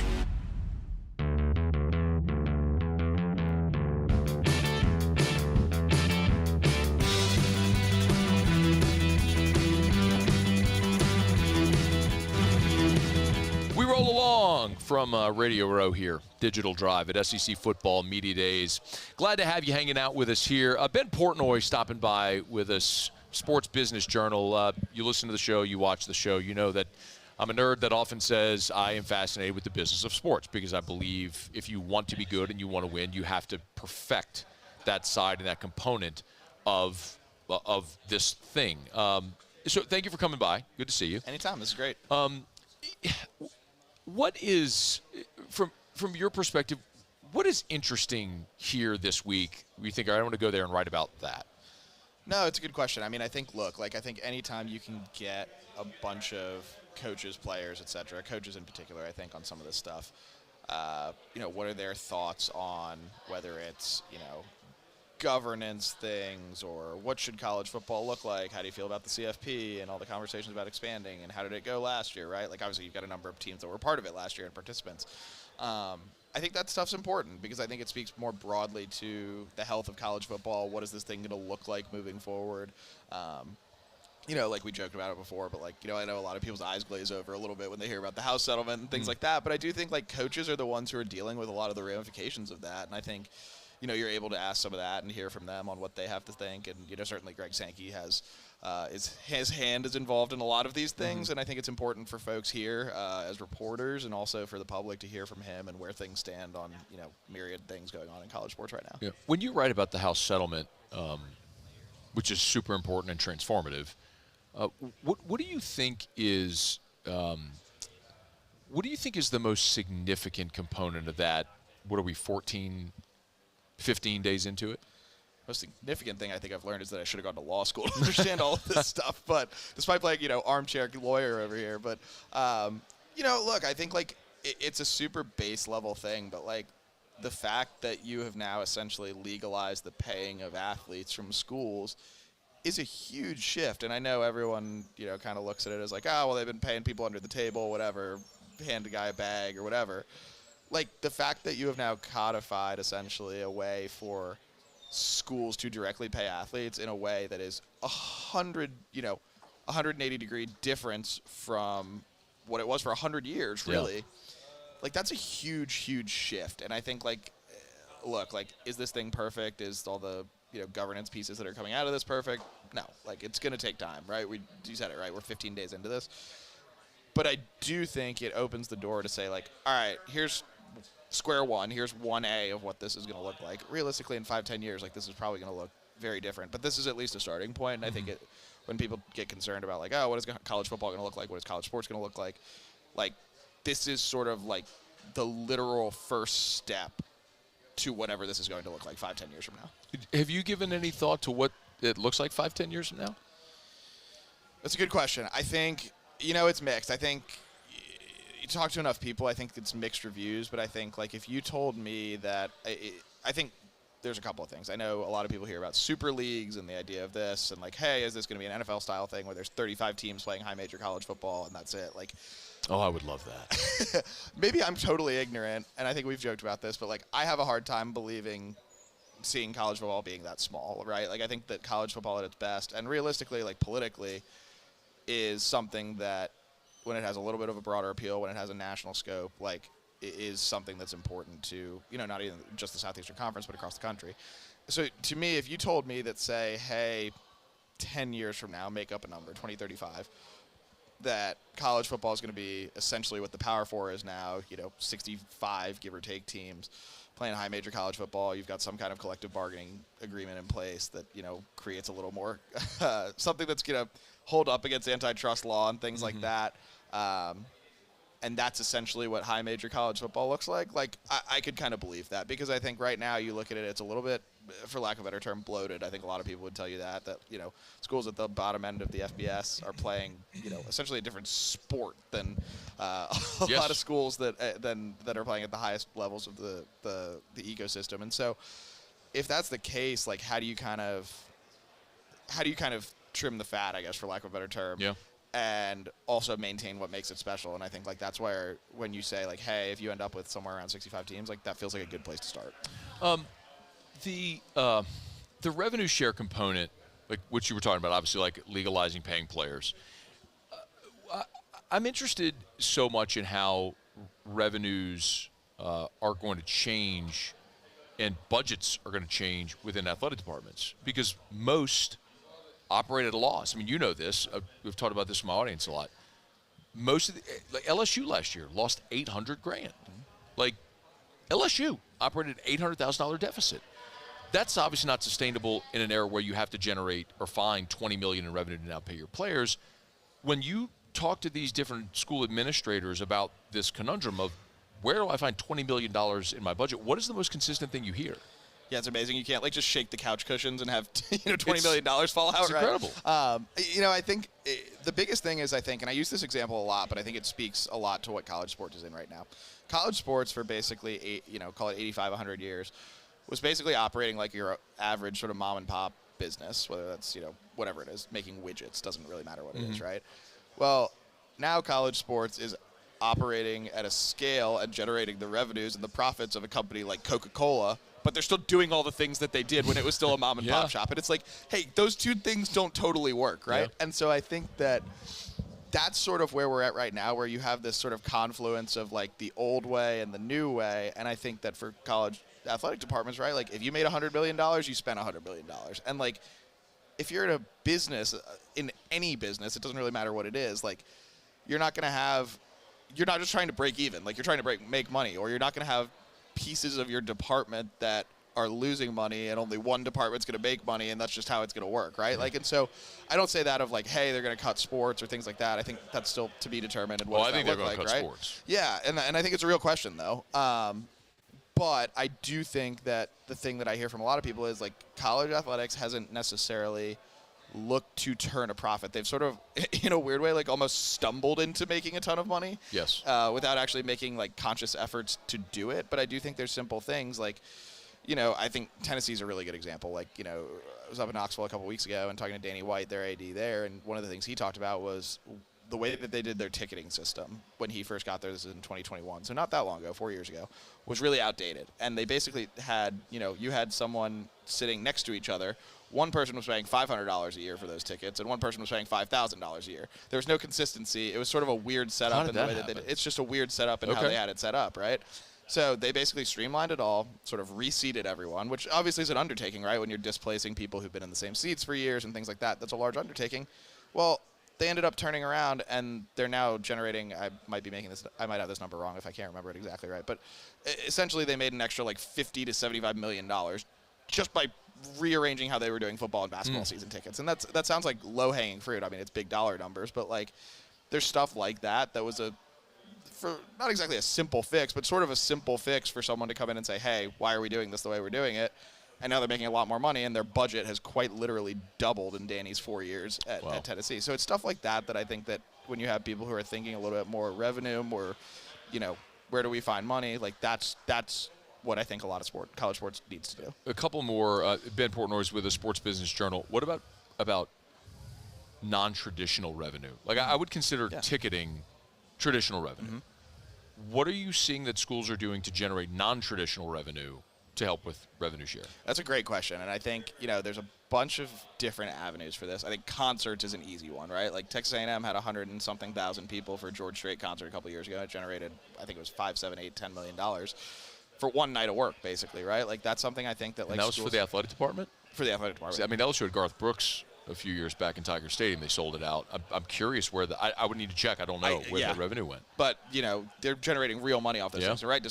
Are concerts a way to do that, right? Because you've got these venues that are just sitting there empty, essentially, for outside of 7 days a year. Like, can you use those to better monetize? An interesting one, funny enough, I actually just heard today was Georgia State, which is here in Atlanta, like Sun Belt school, smaller school. But Atlanta has a huge film scene, right? Like, the film industry is massive in Atlanta and in Georgia. Well, I learned this today that Georgia State has like 4 or 5 films a year shot on campus through athletics or something like that.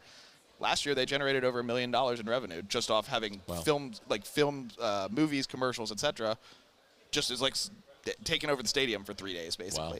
And so it's stuff like that I think that, again, like that's capitalizing on where you are, especially in particular, like being in Atlanta for them, right? But that's stuff that I think that, like, looking at venues that you have that, aren't necessarily being utilized all year round is part of it. And I think, too, looking at, it's the things that people hear about, right? Jersey patches, field logos, things like that are, like, not necessarily non-traditional, but I do think are things that, like, college sports has avoided for a long time for whatever reason. And I think that, those things will come. And I think, I think a lot of, you talk to people who work in like basketball and like, I've talked to our NBA writer about this a lot, and, people threw a fit when the NBA wanted to put jersey patches on, and I get it, like, right? Like, it's sort of a little bit of a weird dynamic. It's different, whatever. Well, now we're 10 years into that, and no one really seems to care anymore. People get over it. Right, people get over it. And so I think you're going to see something similar in college sports. Like, Absolutely. yes, is it going to look like NASCAR? No, but I think there's like things that that can be done. People will get over it. People are always resistant to change. It's one of the things I've talked about. It's like, you play a national championship game and you have a patch for the bowl game with a sponsor logo on it. Nobody cares. You're not gonna care. You just want your team to be good and win. You have to have money to win. It's why this is such an important conversation, because it's not that the average fan is going to make more donations or whatever.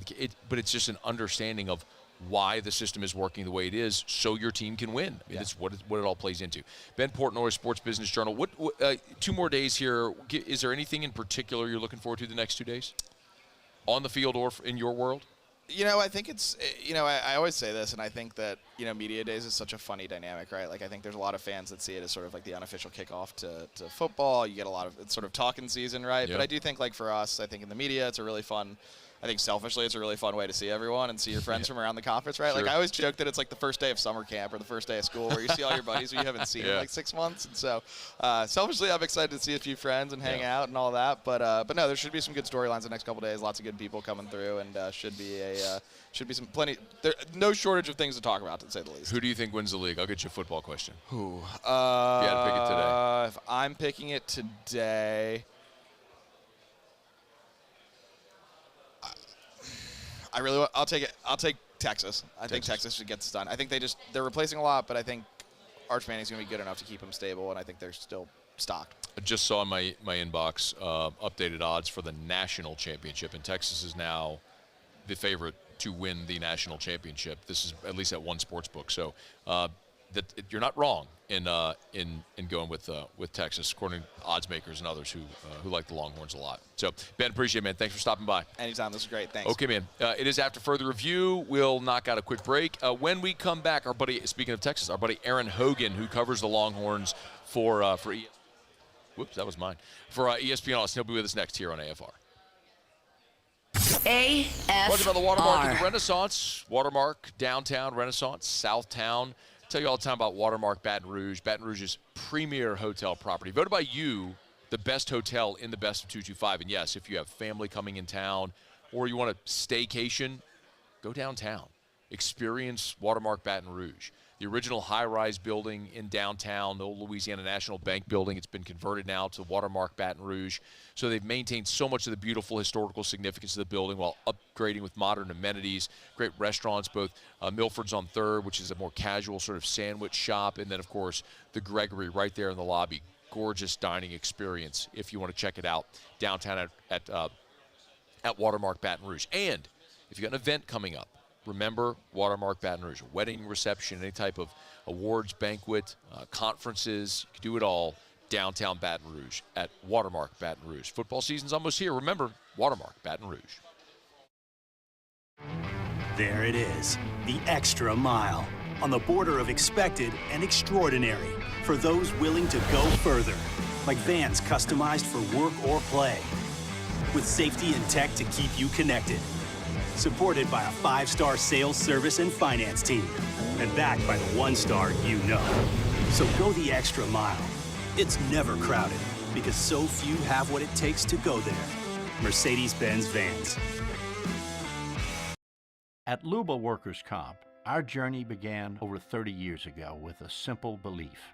Our clients come first. At Luba, our business has always been focused on people, not policies. Through every success and challenge, we've continued to grow because we've stayed true to our values, committed to providing you with genuine dependability. Because your well-being is more than a priority. It's our purpose.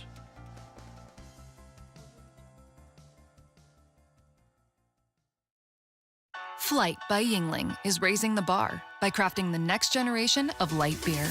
With only 2.6 carbs and 95 calories, this is premium refreshment 6 generations in the making. Flight by Yingling. Raise the bar.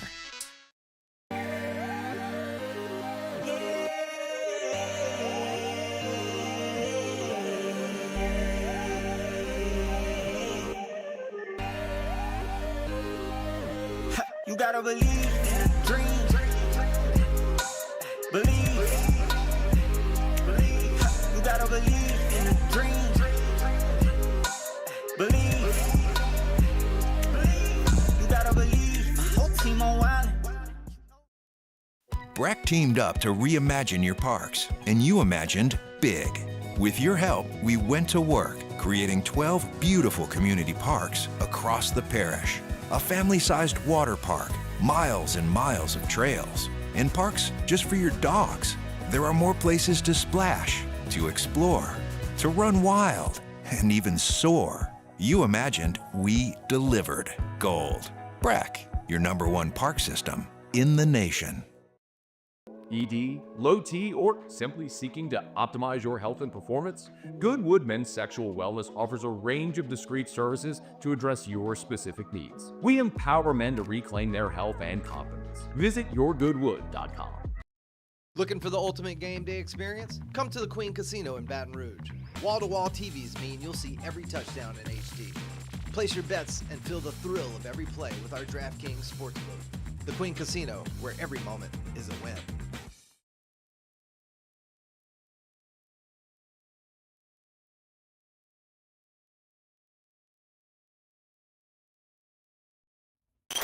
After further review, powered by Sunshine, your hometown John Deere dealer in Louisiana. Live from the 2025 SEC Football Media Days, powered by Parish Construction and Roofing. Enter now for your chance to win $10,000 cash at parishbuilt.com. Our coverage is also presented by Rev and Relief Windows. Here at the College Football Hall of Fame, Aaron Hogan, ESPN, Austin, good enough to hang out with us here on Texas Day. Texas. Kind of feels like the circus is in town with Arch. Is the hype in Austin similar to what it feels like it is everywhere else? Oh, for sure. But I think the intriguing part of this is just the national swamp. This is a 4th generation SEC kid. That. The SEC was going to swarm Arch Manning wherever he was playing.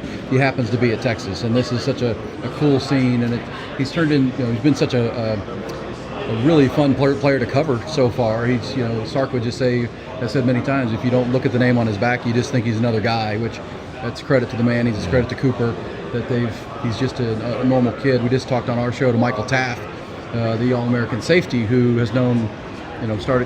Made a friendship with Arch way back when he was, a walk-on freshman, and helped, get Arch to Texas. And they're very similar. They just love to play football. They love to be good teammates. They love the grind of the game. And I think Arch is going to be great for us here in Austin, Texas. But to see his on the national stage, I'm really intrigued to see how this goes. I think it's also fair to have the question to say, look, all the physical ability is there, right? I mean, it's undeniable. He checks every box.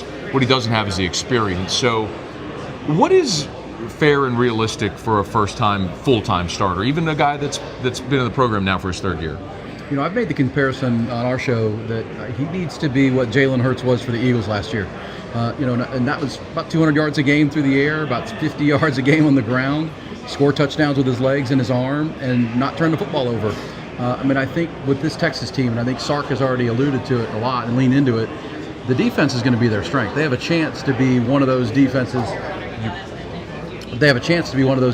Like, Ohio State had last year, or Michigan the year before, or Georgia the previous 2 years. They really have a defense that I think is that loaded that can really be what they lean on, much like the Philadelphia Eagles were, the best defense in the NFL. He needs to play winning football. I think that's what I would want from Arch Manning. Play winning football, try to cut down on negative plays, no turnovers, score in the red zone, those kind of things. I don't think for Texas, and I know Sark has said this, he doesn't need to be putting up the big gaudy yardage numbers and touchdown numbers, and that's going to be great. Then there'll be games like that. I don't think there's any doubt. But in the important games, the biggest games of the year, play winning football.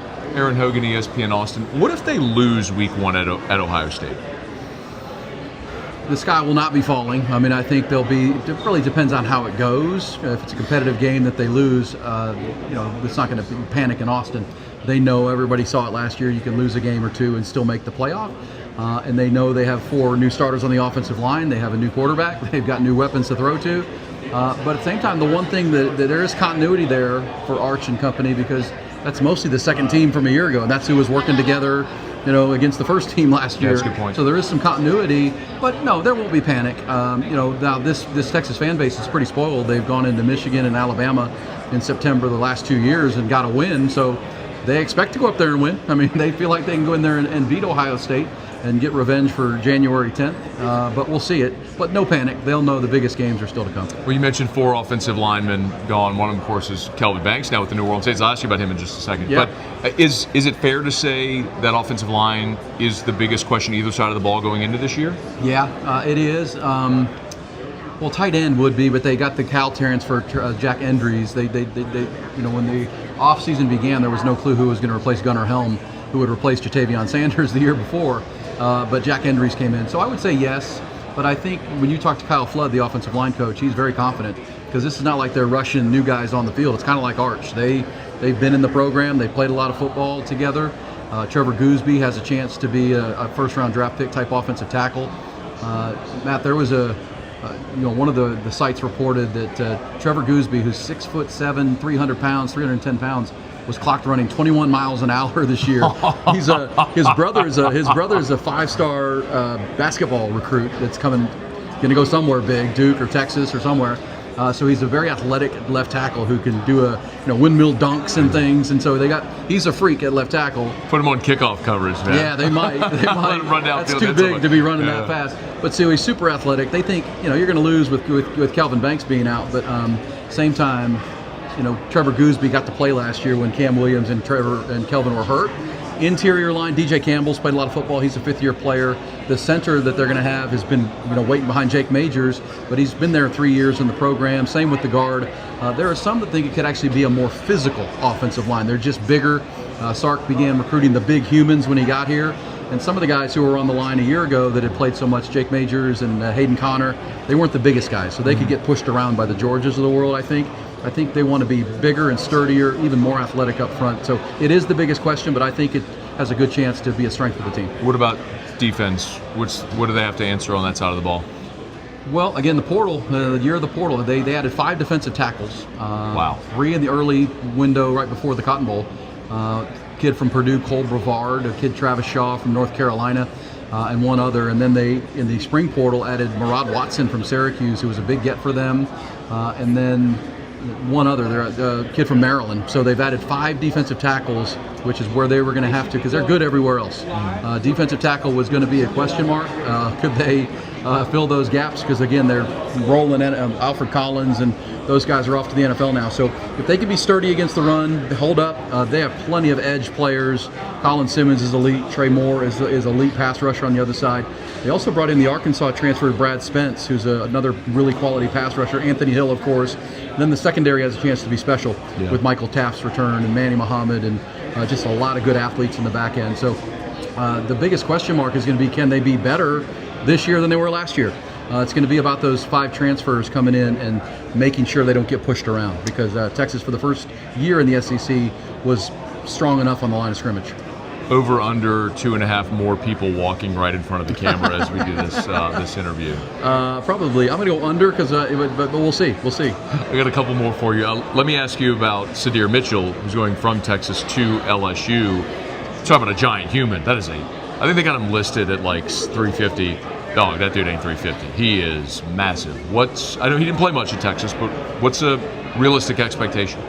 I think the sky's the limit for Sadir Mitchell. I think there was the Bo Davis tie there when Bo left to go back to LSU, and now he's off to the Saints. I think there was part of it.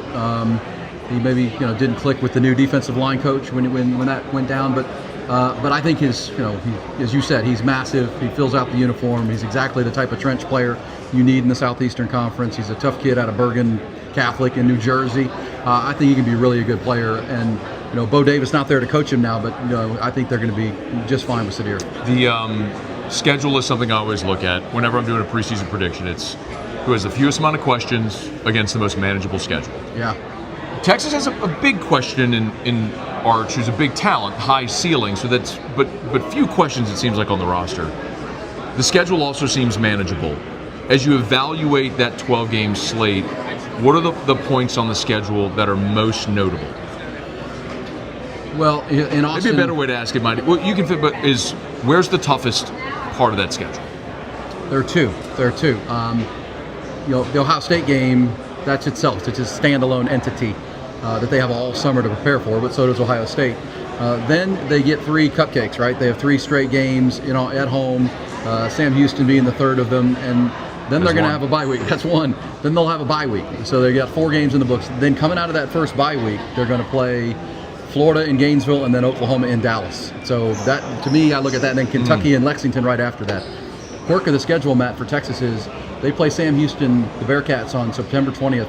They don't play a home game in Austin until November 1st. They go 6 weeks. There's 3 road trips, the Texas OU game, and a bye week. So they go from September 20th to November 1st without a game at home. The Dallas game is the Red River game. That's a Texas home game this year, which is why Texas and OU are pushing for a 9th conference game, because they lose a home game on the every other year. So that's interesting to me. So I look at that Florida, Oklahoma, Kentucky stretch. I don't think Kentucky's any good, but whatever happens with Florida and Oklahoma, can you get back up to go to Lexington to play a Mark Stoops team, probably in a night game scenario. And then they play Mississippi State. Then they get another Vanderbilt. Then a bye week. Then it's Georgia. Then it's Arkansas. Then it's A&M. The way I look at it for Texas is there are 4 critical games. There are 8 that I think they'll win. And again, to the Aggies out there, to the Arkansas, Texas will win their home games, I think, and they'll beat Mississippi State, and I think they'll beat Kentucky. So they're going to put 8 wins on the board. And Vanderbilt, they're going to put 8 wins. There's 4 games. So it's Florida, Ohio State, Georgia, and Oklahoma. If they go 2-2, I think they'll be in the playoff. If they go 3-1, they'll certainly be in the playoff. They can't go 1-3. They can't go 0-4 in those 4 games to me. And so that's why I've told people I think the critical game is Oklahoma because you have to win that game. You've got to take care of the business in a game that anything can happen. If you beat Oklahoma, you get 1. You find one other win against Ohio State, Florida, or Georgia on the road in tough places to play. You're gonna be a 10-2 team probably in the playoff. Aaron Hogan, ESPN Austin. Thank you. You bet, man. We appreciate Aaron. Great stuff there talking about the Texas Longhorns. I did just get updated in my inbox, updated odds to win the national championship. And this is from our friends over at Bet Online. Texas now 6-1 to win the national championship, followed by Georgia and Ohio State. Both at plus 650, 13-2. So Texas now the betting favorite to win the national championship. It's After Further Review. We're brought to you by South Point Volkswagen and SouthPointVW.com. New and certified pre-owned in Baton Rouge and online at SouthPointVW.com, SouthPointVW.com. Remember, Louisiana's largest volume Volkswagen dealer is South Point Volkswagen. They're conveniently located on Airline Highway in Baton Rouge, just north of Highland, and they're online at southpointvw.com. So you can shop online. You can work out your financing online. You can see all the dealer specials online, southpointvw.com. South Point Volkswagen, what's your direction? All right, we're here from Radio Row, Digital Drive, at SEC Football Media Days. I know, it's whatever. I mean, it's not Radio Row. They call it Digital Drive now. All right, it's Radio Row. That's what it is.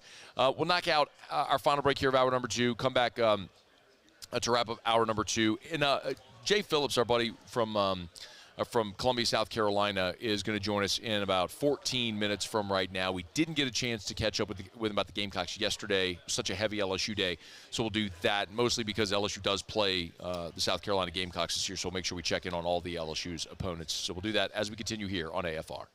After further review. Action Industries, proud partner of LSU Athletics. Look, there's a lot of great industrial contractors, names we know and have been around for a long time.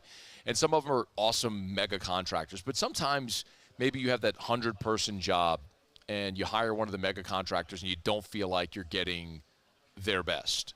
Because maybe you're not a priority when they're doing $200 million jobs. Well, Action Industries, one of the great things about them is they know what they are. Their sweet spot is that 100-person job that we're talking about. You will get all of their best people. And remember, at Action Industries, they also have the advanced turnaround group. So we're in turnaround season through October. So when you got that turnaround coming up, you need someone to bid your turnaround. Our friends over at the advanced turnaround group, part of Action Industries, would love the opportunity to bid your job. They've been around for as long as I've been alive, 43 years in business. They're a proud partner of LSU Athletics. It's Action Industries. Check them out online. It's Action Industries. When it comes to industrial construction, River Parish contractors can do it all. Mechanical, structural, custom fabrication, specialized welding, and turnaround services.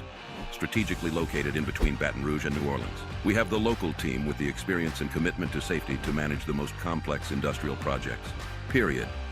Here's the deal. Partnering with us means your project is delivered on time, on budget, and most important, safely. River Parish Contractors, let's get building. Businesses like yours are the soul of our community. You deserve someone who'll deliver the internet services you deserve. That's why local businesses rely on Rev Business, 90 years of building connections. Visit us at letsrev.biz. The Windsor Senior Living Community in Mandeville, Louisiana is a beautiful, vibrant apartment community geared towards seniors. They are nestled right in the heart of Mandeville, where seniors live a more carefree lifestyle in spacious apartments with the peace of mind that comes from having a little extra help. Call the Windsor at 985-624-8040 to schedule a lunch and tour. Come see how the Windsor can be your passport to peace of mind. Gulf Coast Bank and Trust is giving our customers the power to bank anywhere, anytime during this challenging event. And we're right there with you. Our mobile banking app is a smart way to manage your money and time. Gulf Coast Bank and Trust, the bank that cares about you. At Bayou Automotive, we believe in a sales process that puts you first. We want you to experience an easy purchase with clear pricing and great service. Let Bayou Ford and Bayou Chrysler Dodge Jeep Ram be your trusted partners in finding your perfect vehicle. The crew at Bayou Automotive is going to do right by you. At Auctioner, we know healing is a team sport. That's why we've partnered with world-renowned orthopedic surgeon Dr. James Andrews to create the Auctioner Andrews Orthopedics and Sports Medicine Institute. Whether you're a professional athlete or a weekend warrior, our team of specialists are dedicated to getting you back in the game. So whatever your reasons are for reaching your personal best, we've only got one. You. Auctioner Andrews Institute. Long live you. Family owned and community driven. Service Chevrolet Cadillac, a legacy you can trust since 1972.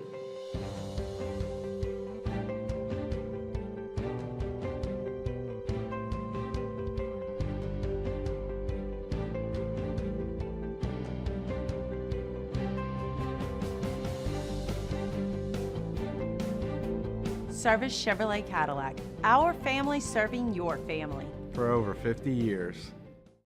At Luba, our business has always been focused on people, not policies. We've continued to grow because we've stayed true to our values, committed to providing. After further review, powered by Sunshine, your hometown John Deere dealer in Louisiana. Live from the 2025 SEC Football Media Days, powered by Parish Construction and Roofing. Enter now for your chance to win $10,000 cash at parishbuilt.com. Our coverage is also presented by Rev and Relief Windows. Moving quickly here, also, of course, Tuesday sponsors, Sunshine, your hometown John Deere dealer in Louisiana. Appreciate them so much. You want a Deere, bunky and below, you know where to go, sunequip.com, sunequip.com. All right, we're putting a button on hour number 2. Muso. Tigers in the Pro. Tigers in the pros. They still bleed purple and gold. They're just really rich now.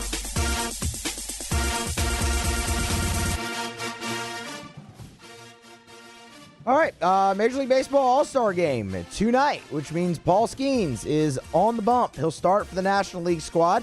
Second consecutive year, Paul Skeens has started the All-Star Game for the National League team. Of course, did so a season ago as a rookie.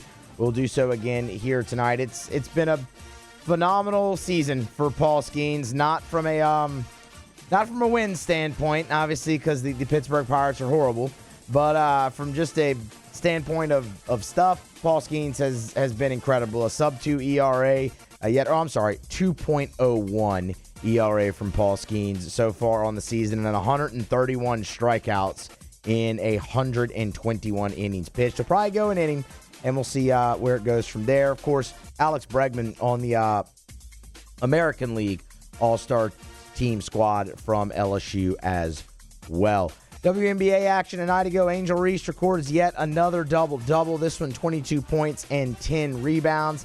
Continuing some hot shooting from the floor, 9 out of 14 for Angel Reese. Did get into a little bit of foul trouble with 3, but still played 37 minutes. Anissa Morrow and the Connecticut Sun, they will be in action tonight in WNBA. If you're looking for something there, we'll give you an update, obviously, on how Morrow does in that one. She's had quite the rookie season so far for Connecticut. Also, Open Championship getting underway here in a couple of days. Sam Burns be in the field over there at Royal Portrush. That's Tigers in the Pros. Presented by Lee Michaels Fine Jewelry, lmfj.com, lmfj.com for Lee Michaels Fine Jewelry. With 9 locations in all, remember, you will never find a lab or man-made diamond. Every diamond in the case, a beautiful natural diamond. Scott goes all over the world, goes to India to shop some of the finest diamond mines in the world to bring home the best selection of Lee Michaels. Every diamond before it goes into the case is hand-inspected by a family member, and they have perfected over 4 decades the Lee Michaels experience. They do an amazing job. You'll never feel pressured. You walk in, it feels like it's going to be something important, an experience when you walk into Lee Michaels, because it should. You're buying something that is going to express your love forever, and something that will be passed down through generations of your family. It should feel like a big deal. It is, and Lee Michaels has perfected that Lee Michaels experience. 9 locations in all and online at lmfj.com. lmfj.com for Lee Michaels Fine Jewelry. All right, y'all, it is after further review. Wrapping up, 1 more hour to go. We will talk to Jay Phillips, who covers the South Carolina Gamecocks. Also, we're going to check in with the new executive director of the Senior Bowl. We'll do that coming up next hour as well. Of course, Jim Nagy now working for the Oklahoma Sooners as their general manager. So some changes at the Senior Bowl. We're looking forward to that. LSU's had a great relationship there over many years. Also in hour number 3, I want to take some time to talk a little bit about both Tennessee and Auburn. We've talked Georgia, we've talked Texas. I want to make sure we talk Tennessee and Auburn. 2 teams that coaches, you feel that have a lot on the line this year, but boy, do they have some real sincere questions. I left this event a year ago high on Auburn, and they were disappointing. And I don't know that I'm going to be fooled twice, but boy, Hugh Freeze had some fascinating things to say about his quarterback, Jackson Arnold, coming in from Oklahoma. So we'll get into all that in hour number 3. From Radio Row here at SEC Football Media Days. After further review. Love telling you about our friends at the Williamson Eye Center. Dr. Blake Williamson is just the best.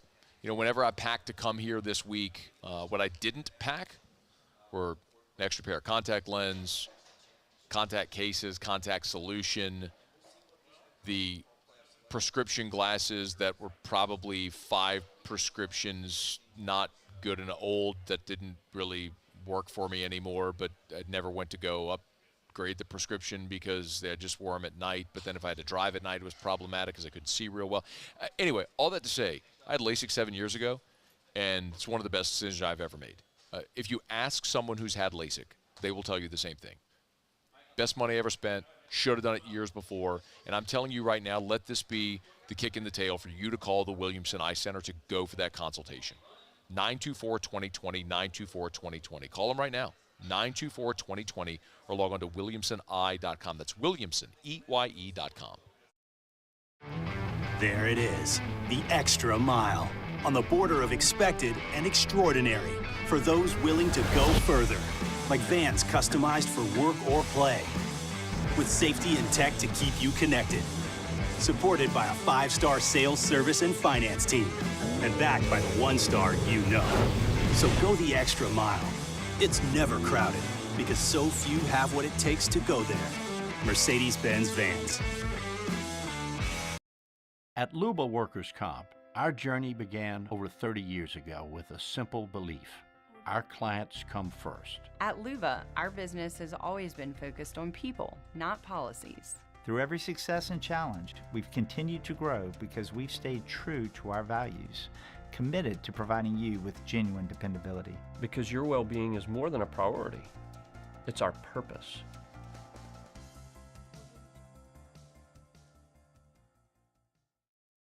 Parish Construction and Roofing. This is Coach Kim Mulkey. Go to parishbuilt.com for all of your roofing needs. From your hometown, parishbuilt.com. Baton Rouge's home for real rock. It's Eagle 98.1. Foo Fighters. Led Zeppelin. AC/DC. Pearl Jam. And the flagship home for LSU sports. Take us anywhere with the Eagle 98.1 app. Eagle 98.1 is the rock station. At Sunshine, we know what you see when you look at your land. Where others may see dirt, you see the foundation you've built your life on. This, it's hallowed ground. It's past, present, and future. We're proud to provide quality John Deere equipment to help you maintain the land you love. Check out our current promotions and learn more about what it means to be powered by sunshine at sunequip.com. Gulf Coast Office Products is a nationally recognized Savin office equipment dealer based right here in Louisiana. Over 100 employees strong, Gulf Coast has the boots on the ground to support all vertical markets from education, engineering, legal, and finance. With the latest in office technology from desktop to production segment units, Gulf Coast and Savin have the perfect fit for you. Call 225-756-2644. That's 756-2644 for Gulf Coast Office Products. At Atmos Energy, our Smart Choice solutions help customers save energy and emissions with rebates up to $500 off high-efficiency natural gas appliances, smart thermostats, and weatherization upgrades. Together, we're fueling our energy future.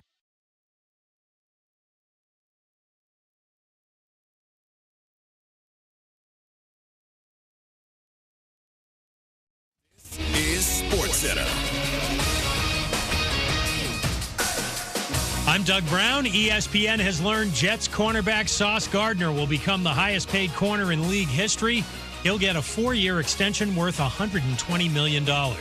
Baseball's All-Star Game comes to Atlanta for the third time tonight. The American League has won 10 of the last 11 All-Star Games. Aaron Judge bats third for the AL tonight. Shohei Ohtani leads off for the NL.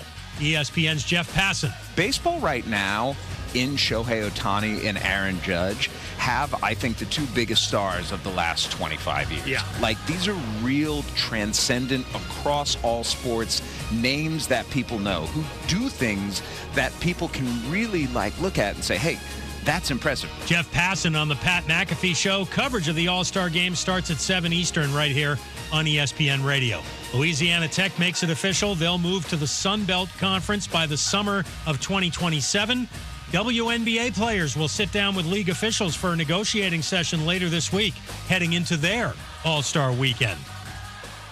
ESPN Radio is presented by Progressive Insurance. If you're a renter, make sure you're protected. Renter's insurance includes options that cover stolen property, personal injury, and living expenses if your place is damaged. Quote renter's insurance at progressive.com. Matt Moscona. I'm very important. After further review. Say it one more time. After further review with Matt Moscona. And here we go. Live from the Mercedes-Benz of Baton Rouge studio. Let's ride! Woo!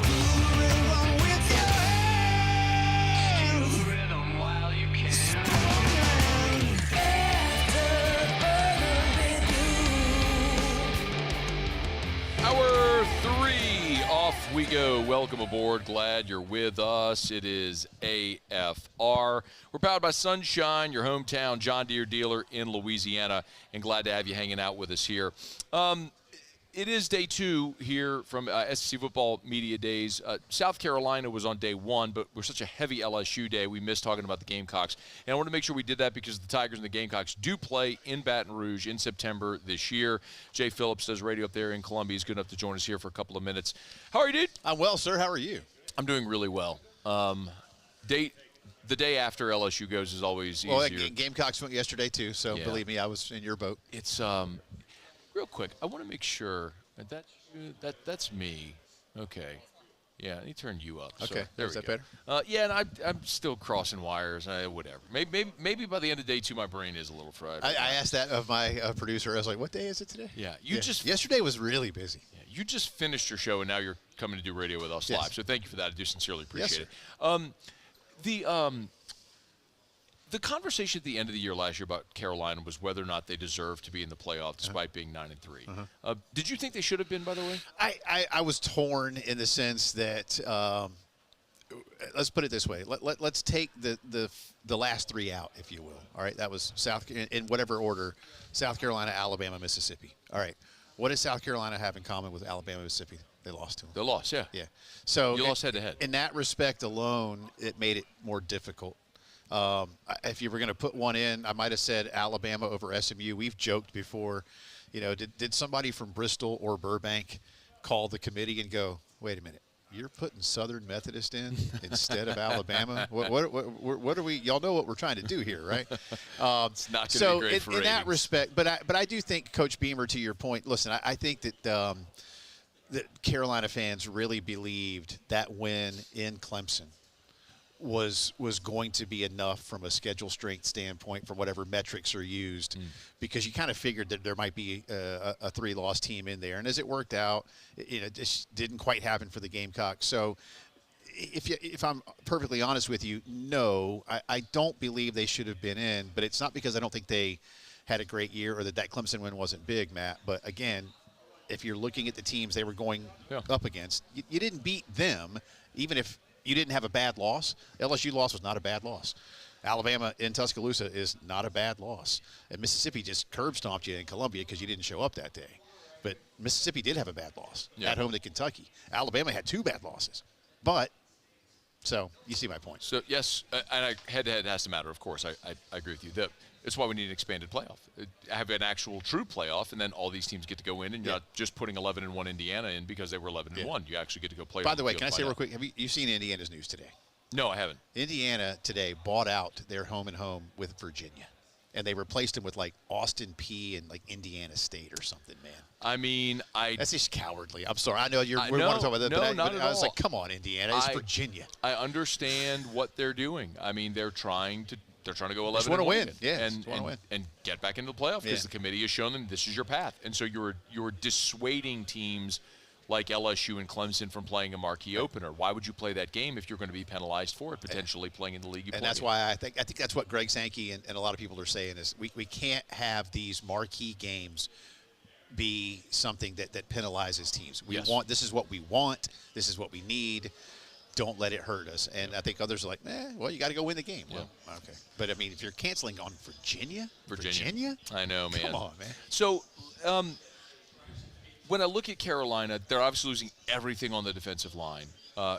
Almost. Dylan Stewart is a super significant piece. Let me not miss that. But you're losing the other 3 starters of what was a really good defensive line. Nick Emenwari is gone as well. He was fantastic. He's now in the NFL.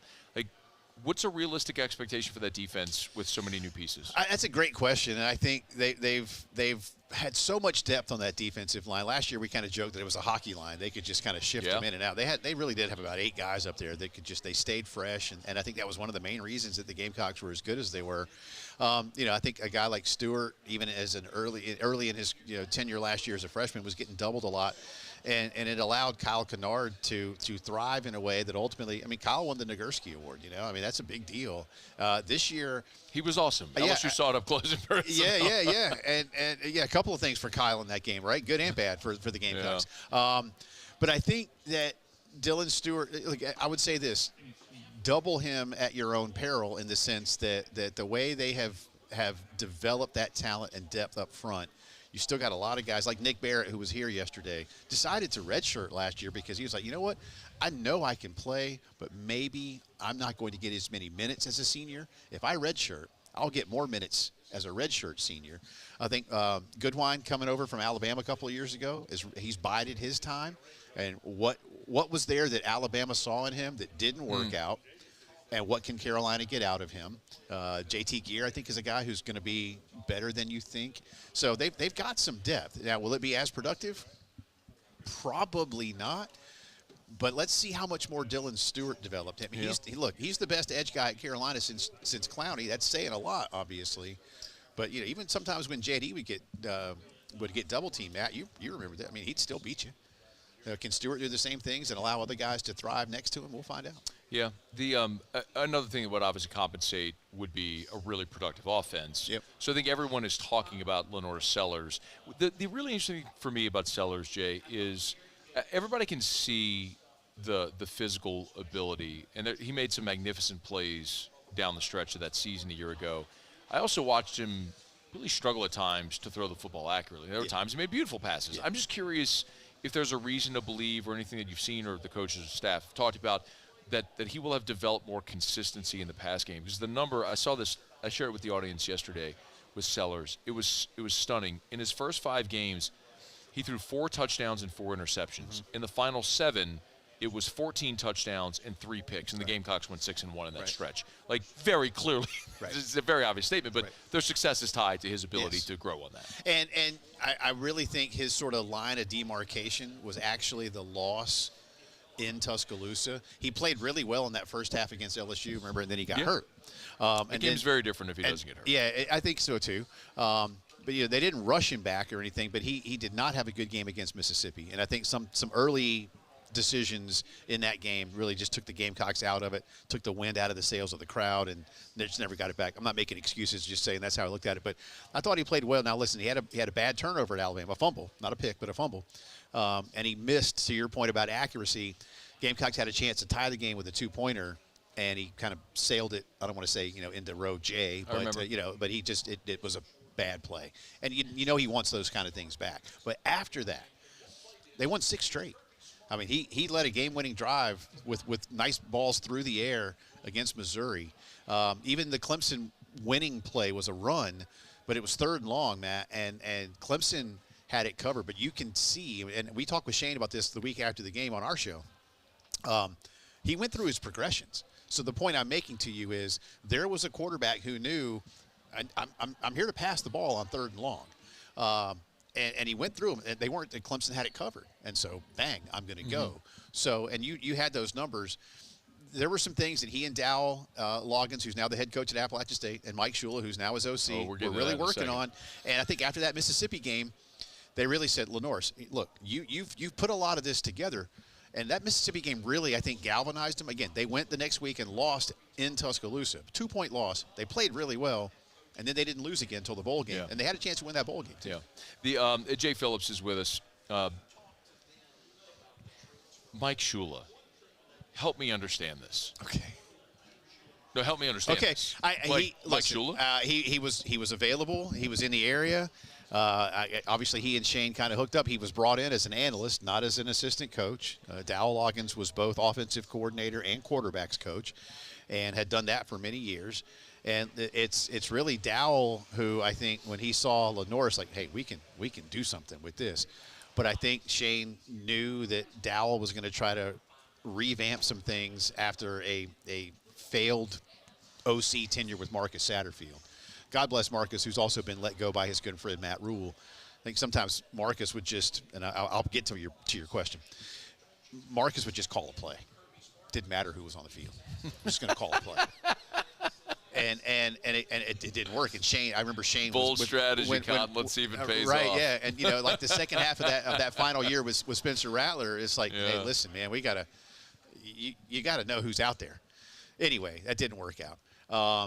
But so Dowell moves on, and I think that more than anything, Shane and Lenoris and Mike really just I think Shane sees that they have a nice rapport. Okay. And that so many times when maybe Dowell was in other parts of the offense during the season, there was Mike working with Lenoris. I think Mike gets a lot of credit for kind of honing those skills, and that, again, that line that you talked about there, I think Mike has a lot to do with that. And rather than go out and find yet another person to work with Lenoris, and let's face it, this is going to be his last season. Let's not disrupt that again. Let's have a level of continuity. Yeah. Shula hasn't been. I thought so. He hadn't been a college coach since he was fired at Alabama. Right. So that was 2006. It was 6. It was right because Saban took over in 07. Yep. That's the last time Mike Shula coached. It's just with a guy like Sellers that everyone assumes is going to have this really high ceiling, right? That's a really bold hire. I don't disagree, and I think there are thoughts that, hey, however much you might have done with him, Mike Shula was Cam Newton's OC when Cam won the MVP award. Take that however you want to take it. Maybe it's, hey, Cam won the MVP. Duh. But you got to have somebody at least watching film with you and explaining a few things here or there. So how much of that was a benefit? Yeah. Again, we're going to find out. And I've done a lot of this, and you and I have known each other a long time too. We've talked about Lenoris before. I do not compare directly Cam Newton and Lenoris Sellers because that would be foolish. Yes. Because there is no Cam Newton. But if I said to you, hey, give me if I gave you somebody who's 80% of Cam Newton, would you take him and let him try to help you win college football games? You'd be like, hell yeah. Sure. Well, I think that's kind of the boat that Lenoris is in. So let's see if this works. But I think the continuity aspect is the biggest one. Okay. Before you go, when you look at the schedule, I think Nick Harbor, Dylan Stewart, Lenoris Sellers, there's good players in this team. Yeah. Find me 9 wins on the schedule. That's the problem. Yeah. Ole Miss, Texas have relative cakewalks. Right.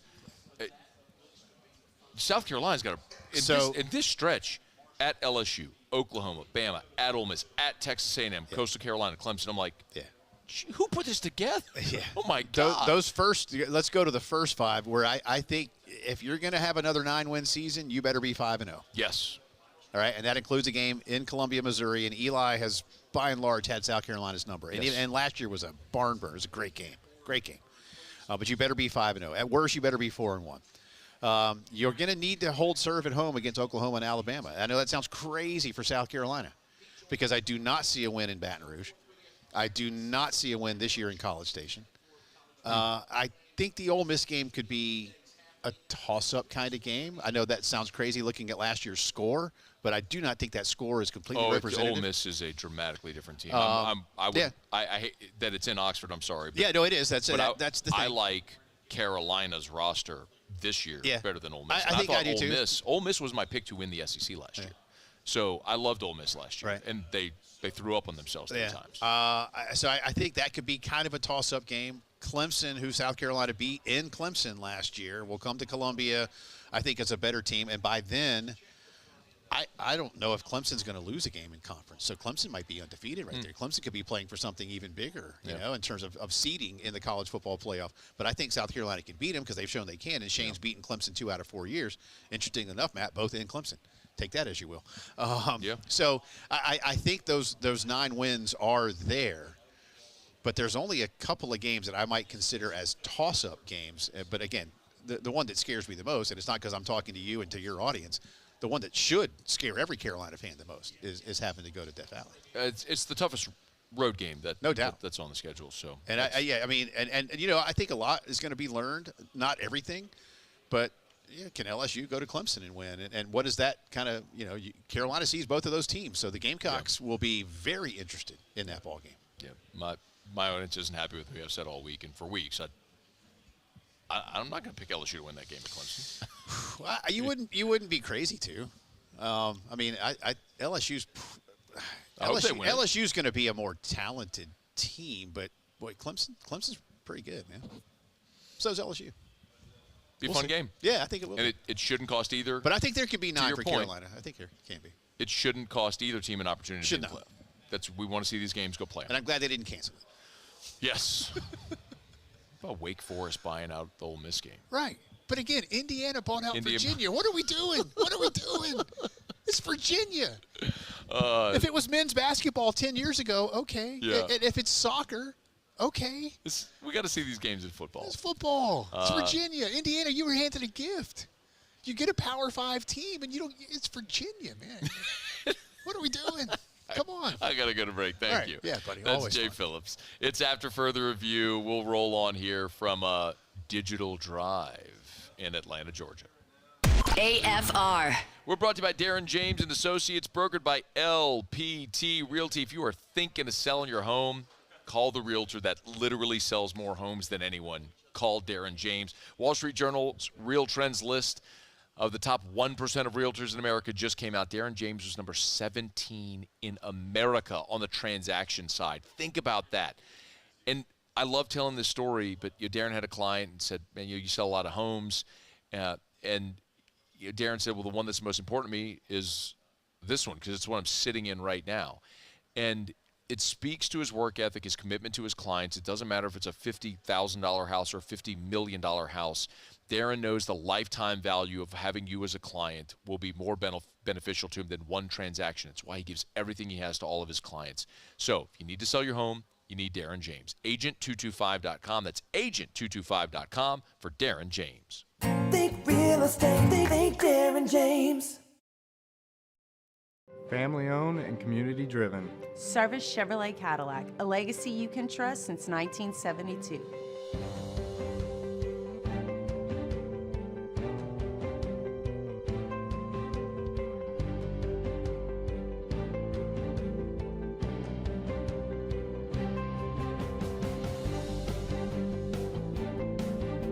Service Chevrolet Cadillac, our family serving your family. For over 50 years. With bold leadership and a growing population, Louisiana is rewarding excellence, attracting high-value companies, and fueling opportunity. Louisiana is winning now, and the sky is the limit. With every region and industry growing across a beautiful state that's more than a culture, it's a community with a quality of life that's more than satisfying. It's sustainable because the Louisiana you thought you knew is better than ever now. Come home, Louisiana.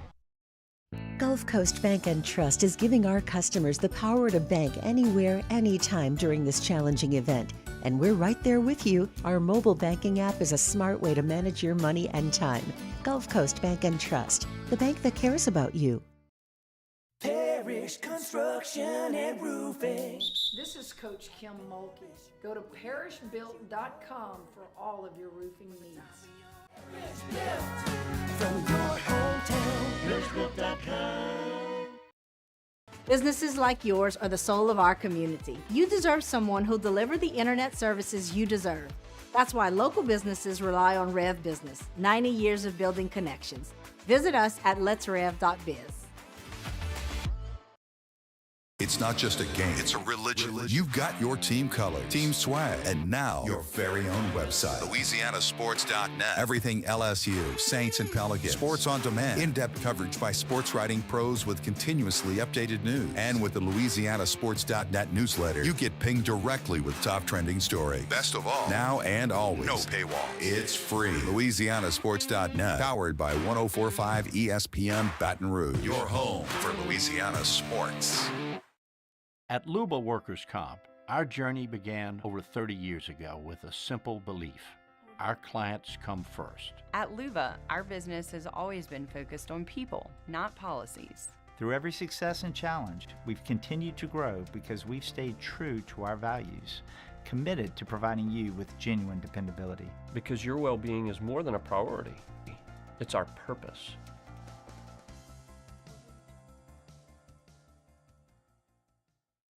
Bayou Chrysler Dodge Jeep Ram is taking $22,500 off MSRP on the brand new 2025 Ram 1500 Laramie with $22,500 off MSRP with a complimentary. After further review, powered by Sunshine, your hometown John Deere dealer in Louisiana. Live from the 2025 SEC Football Media Days, powered by Parish Construction and Roofing. Enter now for your chance to win $10,000 cash at parishbuilt.com. Our coverage is also presented by Rev and Relief Windows. We roll along from Radio Row here, or Digital Drive. I'll get used to that maybe by the time we leave here on Thursday. At SEC Football Media Days, our coverage all week is presented by Parish Construction and Roofing. Enter for your chance to win $10,000 at parishbuilt.com. We're also presented by Rev and Relief Windows. For many years, we've had a great relationship with our friends over at the Senior Bowl, the Panini Senior Bowl, and the new executive director is Drew Fabianich, who's good enough to join us here. Sir, it's a pleasure. How are you? Oh, good, Matt. Really pleasure to be here and thrilled to be on with you. Well, thank you for the time. We appreciate it. We've as we mentioned, had our station, and everyone's had a great relationship with the Senior Bowl over many years. What led you to this path? Long story short, I left the Cowboys and took a GM job at Auburn. Lost that job in 4 months because the head coach got fired. And then I took the GM job at West Virginia. And again, when they called about this job, I never really thought about it until I kind of got in the weeds with them. I'm speaking of the board that I interviewed with. I didn't have a clue how much that the Senior Bowl was actually involved in civic pieces throughout the city, and the city was so involved in the Senior Bowl. There's something going on that's Senior Bowl related almost every single month of the year. And people have asked me, here they say, oh, well, where are you living? Well, Mobile. Mobile, yeah. And I was like, because it's full-time gig and there's a lot going on that people don't even see. I mean, we're involved with, the NFL flag football for the young kids. We sponsor that. We give away $5,000 to every single high school, in Mobile, for uniforms or whatever they're going to use it for. We have uniform giveaways after we're done with the practice gear from the year before. I mean, there's so many things that, are tied with the community that I didn't even have a clue about. So what brought me to it was it checked a lot of boxes for me and my wife. I wanted to be back down south. I wanted to be close to the coast, Sure. Wanted to be close to the beach. You succeeded there. Yes, and we've got family over in St. Augustine, Florida, so we're close to them. We also have some family, that are going to be moving to Pensacola too. So again, it was a lot of, the boxes were checking off every time I talked to these, talk to the power brokers and, the board. Well, and again, I'm part of football still, but I don't have to deal with the NIL piece of it. I don't have to deal with the revenue sharing. I don't have to deal with a lot of what's going on in college football right now that I really don't like, but I realized I had to do it just because it was part of the business. So again, and the other part of this too now is I don't have to win this game to keep my job. Yeah. Somebody told me that, nigga, I said, that's a hell of a point, because everything I've ever done in football, you had to win the games. Or you got fired, or you didn't win, when I was playing. So, I mean, it was really, really attractive to me. Plus, Jim had done a really good job. Phil Savage did a good job before him. This wasn't broken. Now my job is to be the steward of this and to just try to take this to a different level. And the biggest piece to me is that we still have to remember this is about the players. And we got to make it better for the players. Whether it's the schedule that I'm going to change and whether it's how the practice sessions are done, whether it's the time that they have to get, have to spend at night where they're going to get more off time. I mean, because again, they have to understand that this is about them and it's a pleasurable experience for them to come to it. Yeah. And they also have to understand that it's a very valuable piece in the draft process because again, it's you play the best against the best. And I go back to Bill Parcells when we used to, pull out a guy and we'd say, here's a cut up. He said, I don't want a damn cut up. He said, I want to see him playing against the best possible player that you can find him playing against. Well, you do that down to Senior Bowl every time you come down there. Well, you're going to be lining up against not one of the best. You're going to be lining up against the best at every position, down there. So if you perform well there, you're going to increase your draft value. And the perfect example is the young man Zabel from North Dakota State last year. The league had him as a high third. Well, he goes 18th pick in the first round. On a 4-year contract, that's a $12.7 million difference. Just in that space, how he increased his value. It's a pretty profitable week. No doubt. So you perform well in practice, you perform well in the game. I mean, it makes a difference. And that's the biggest thing to me. I got to sell not just the player, I got to sell the agent. And again, I brought this up to Greg McElroy. I said, I did a study, the guys that got injured, because agents always going to say, well, there's a possibility you get injured. There's a possibility you get hit by a truck too. Well, only 1% of the players that played in the game had an injury where they could not finish the game. Now, I'm not talking about some hamstring or whatever, right? And Greg goes, I was at 1%. Was he really? He broke his thumb in the game. Oh, wow. Right? So I was like, okay, well, there you go. I mean, I didn't remember it was you. I was just looking at the analytics and the statistics. So, again, it sounded like I'm a salesman. Well, I am because I'm recruiting. Right. Right? Well, how important is it for you to play in this game? That's what everybody has to understand. And the guys that have been on this station, the guys that have been around, guys that have played in it, every single one of them said it has benefited their career to play in the Senior Bowl. So the Panini Senior Bowl, which is big too. Yeah, so because Reese's was the sponsor for a while, so the deal with Panini is interesting because there's such a trading card cultural boom in the last 3 to 4 years, Agreed. certainly. How did the deal with Panini come together? Well, they were the sponsorship for the practices for the last 2 to 3 years. Okay. And they had their own Panini night, like on a Wednesday. And I guess last year they brought like a digital way to do cards, and they could print them right there that night. Well, I guess it went nuts on social. I mean, the guys were posting their cards. They had them in the plastic holders. They were going nuts with it. And they were like, gosh, we get this much exposure just for that. Why wouldn't we do the whole game? Right. And get involved in the community? They donated, to 2 of our, local charities. They've gotten involved in every single aspect that we do every single month. Because again, there's something going on every single month in Mobile for the Senior Bowl or Senior Bowl related that we're part of. So I think they saw the value, and I saw the value. As soon as they said Panini, I was like all in. I said, because I wanted, and again, Reese's was a great, great partner for a lot of years, but having a sports, company involved in football, I think is a great, great deal. And I think that the players are going to see that they can increase their brand, with Panini. Plus, Panini may be already representing, Sure. some of the players that we're already, inviting. Yeah. So I would think that they would want them to play, wouldn't you? I think there's enough of a proven track record with the Senior Bowl that it's mostly beneficial to the guys who go and participate in the practices and in the games.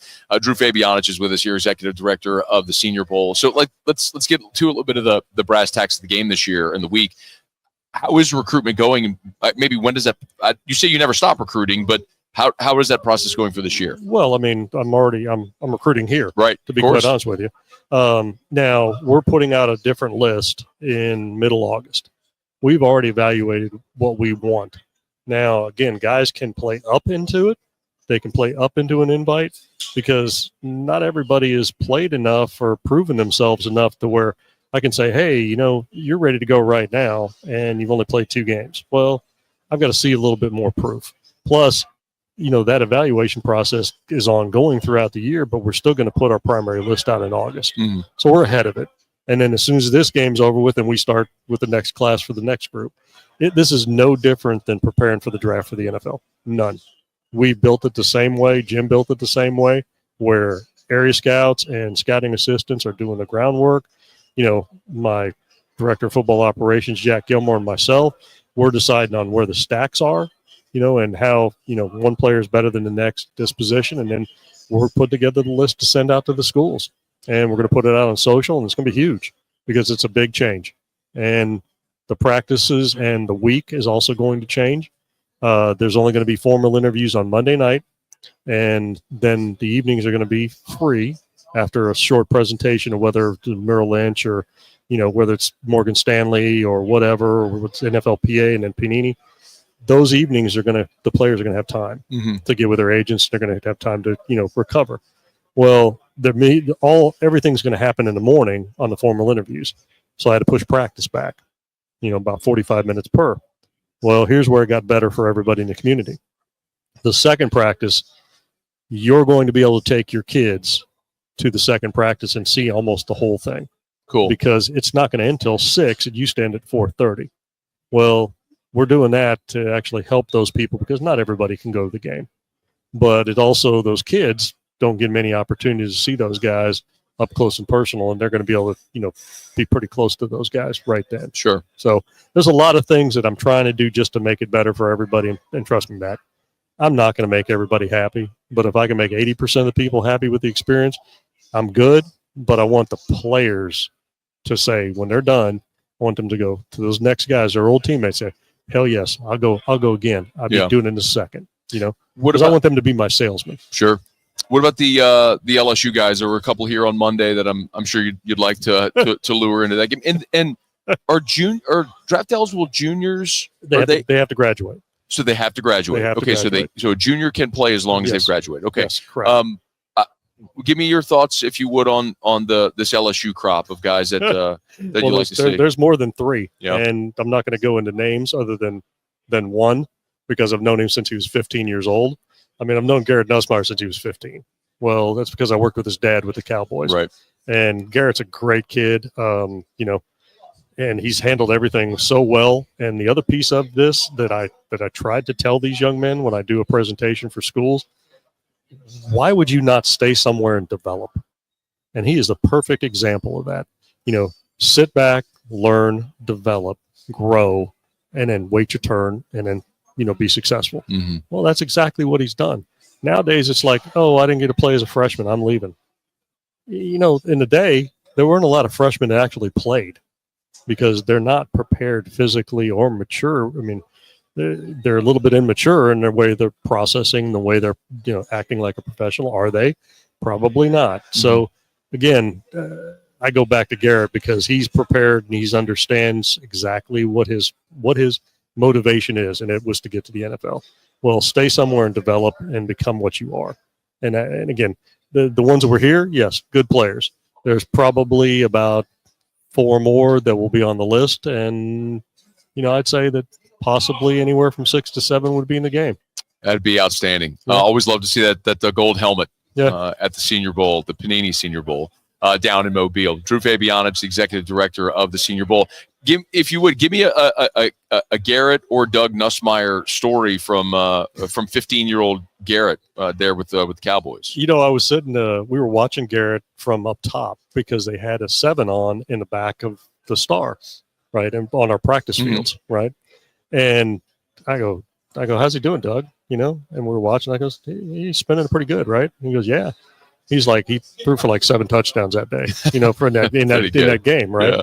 But he threw like 4 picks. And I kind of was talking with Doug, and I said, there's a time where you got to kind of have a conscience, even in 7 on.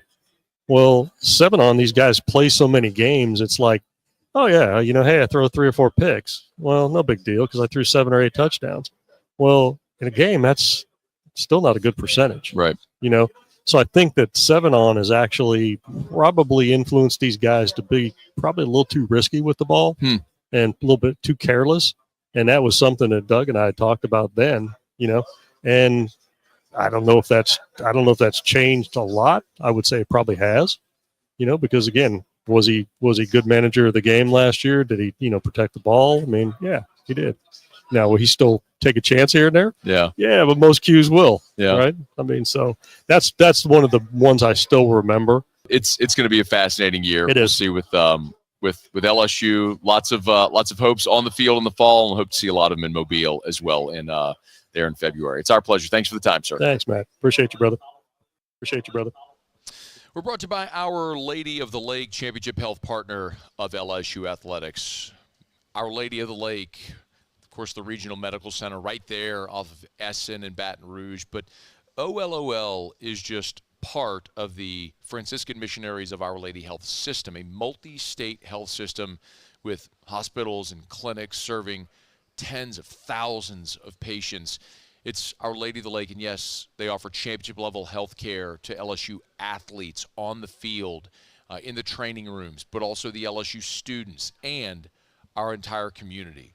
That same level of health care is available to you and me. I've told you very candidly, Eric and I were talking today about she had a conversation today with Drew's neurologist, Dr. Shah, at Our Lady of the Lake Children's Hospital. Just a week ago, before we came here, I had my annual physical at Our Lady of the Lake Men's Health Group. So that championship-level health care is something I use for myself and trust for my son, and you should as well. Access and convenience, they offer it. It's Our Lady of the Lake, OLOLRMC.com/LSU to learn more about that partnership. Our Lady of the Lake and LSU, together we roar. Thanks to Drew Fabianich for spending some time with us here. Jay Phillips earlier this hour talking a little South Carolina Gamecocks. The Tigers do head to the Gamecocks head to Baton Rouge this year. Our buddy Aaron Hogan from ESPN Austin was here last hour. Greg Sankey started the day with us today. If you missed the full interview with the commissioner, he spent 15 minutes with us. I see it's up on social media everywhere. It'll be up on YouTube as well, so you can catch our convo with the commish if you missed it. All right, it is After Further Review. Tuesday shows are powered by Sunshine, your hometown John Deere dealer in Louisiana. Want to get you a quick thought on Tennessee and Auburn, who also took their turns today at Media Days. So we'll dive into that as we continue here on AFR. AFR. You know, every day I have 60 seconds to remind you about Goodwood Men's Sexual Wellness. And I hope this is time well spent, because the most important part of reminding you about Goodwood is how you can improve your health and your quality of life.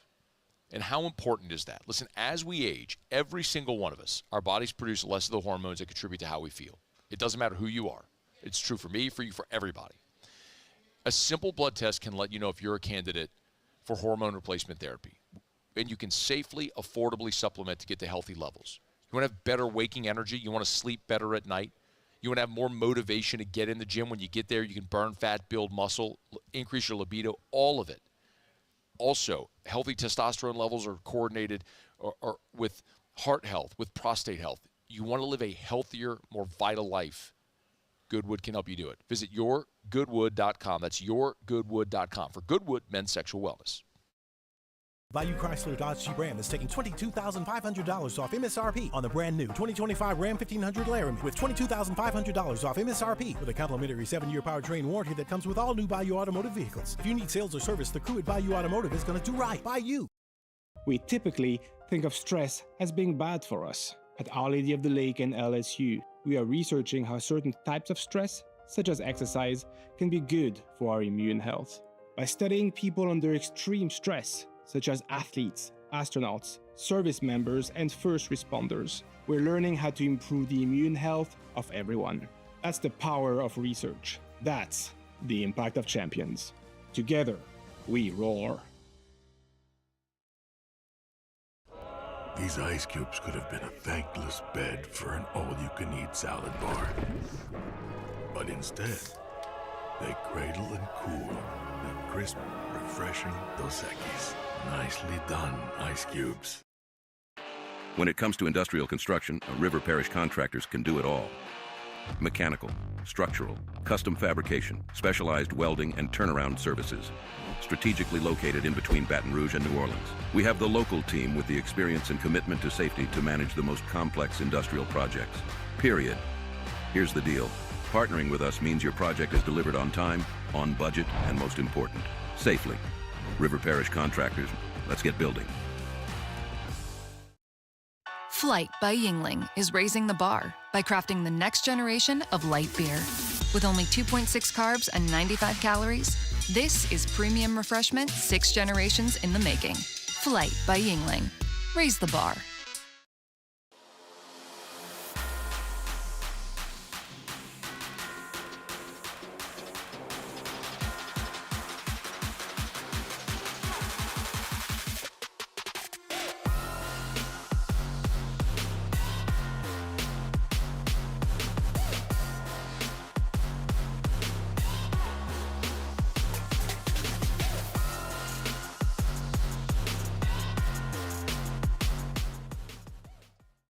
Man, Age is just a number.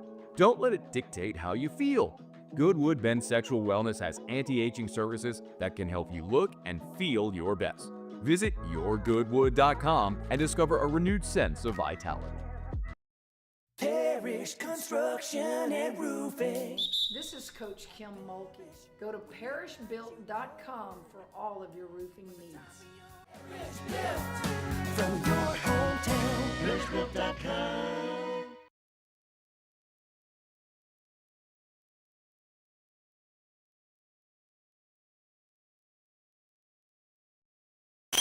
After further review, powered by Sunshine, your hometown John Deere dealer in Louisiana.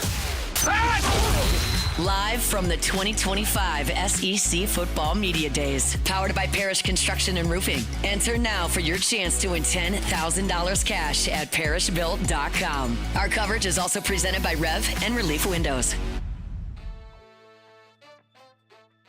We are embracing the highest of expectations. It's time for us to start climbing that mountain and winning some of those games. There's no reason with the chemistry among our staff, the additions we've added to the roster, the 2 top 10 recruiting classes. You know, would you love to have one more year? Sure, but there is zero reason that our team, Lord willing, we stay healthy. We're expected to compete in every single football game, and we had some difficult breaks last year go against us, so it's our turn this year for them to bounce our way.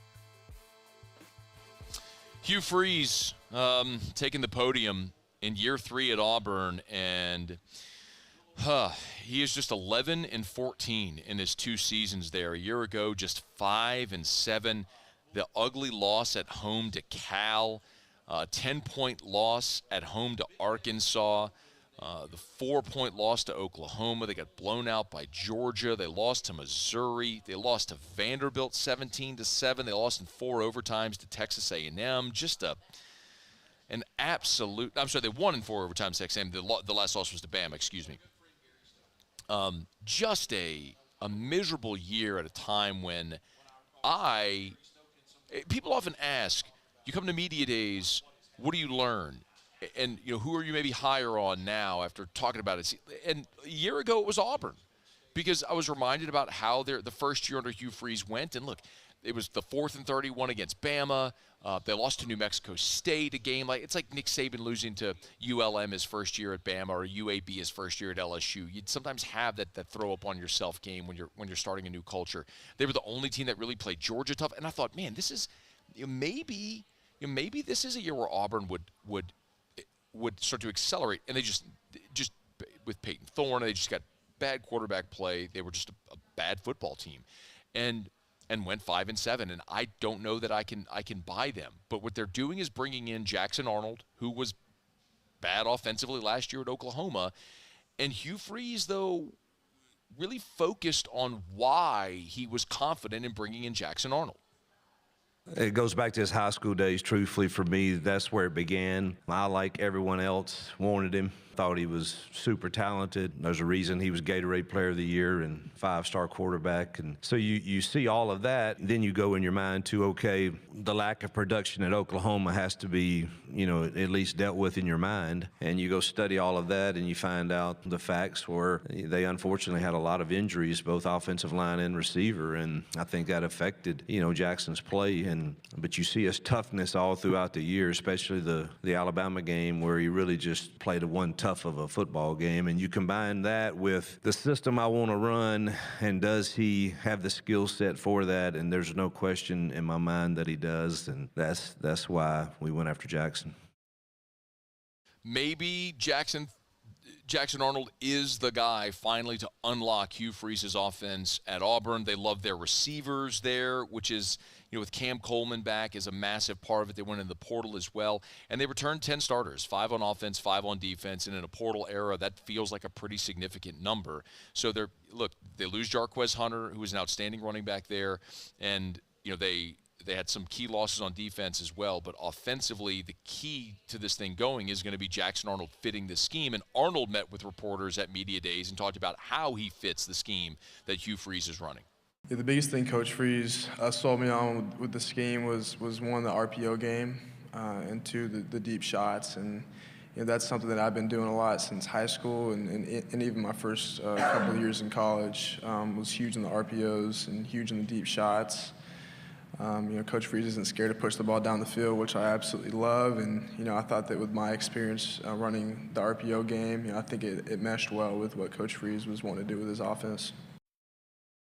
They open up at Baylor, a true road game in Waco at Baylor, a Baylor team that went 8-5 a year ago, 8-4, and then lost the bowl game to LSU, of course.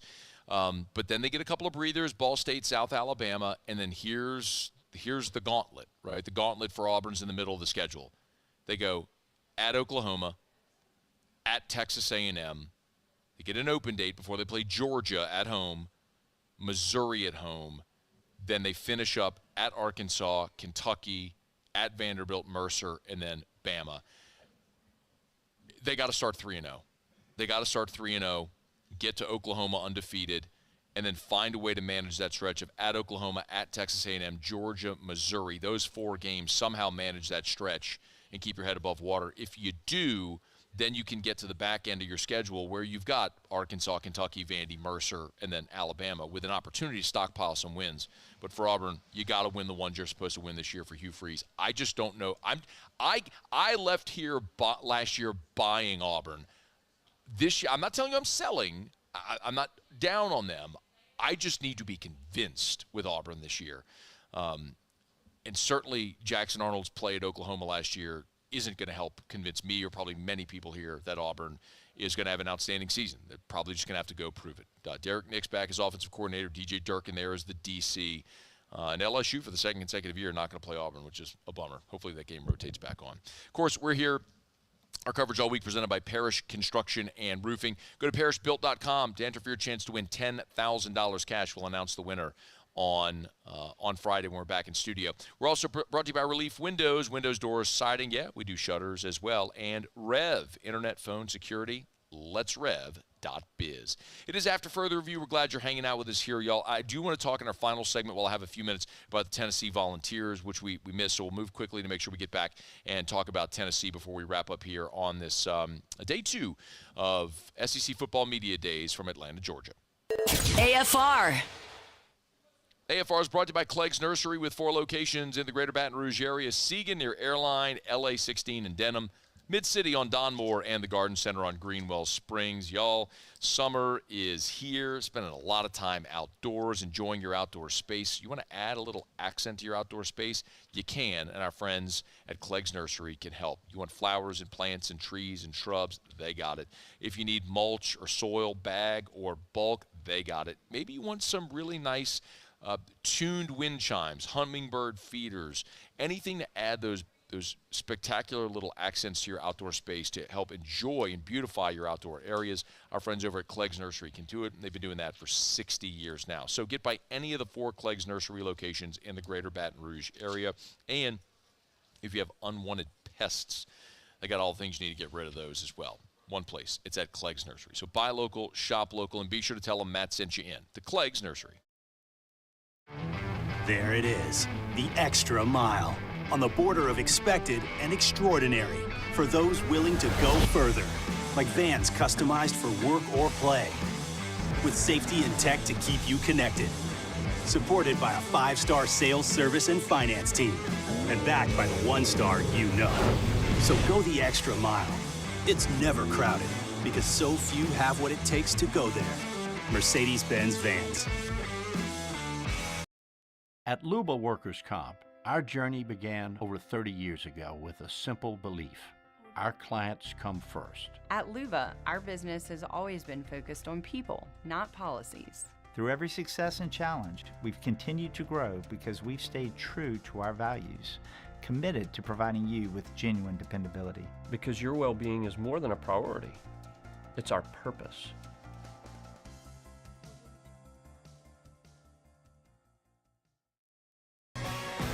With bold leadership and a growing population, Louisiana is rewarding excellence, attracting high-value companies, and fueling opportunity. Louisiana is winning now, and the sky is the limit. With every region and industry growing across a beautiful state that's more than a culture, it's a community with a quality of life that's more than satisfying. It's sustainable because the Louisiana you thought you knew is better than ever now. Come home, Louisiana. Parish Construction and Roofing. This is Coach Kim Mulkey. Go to parishbuilt.com for all of your roofing needs. From your hometown, parishbuilt.com. Businesses like yours are the soul of our community. You deserve someone who'll deliver the internet services you deserve.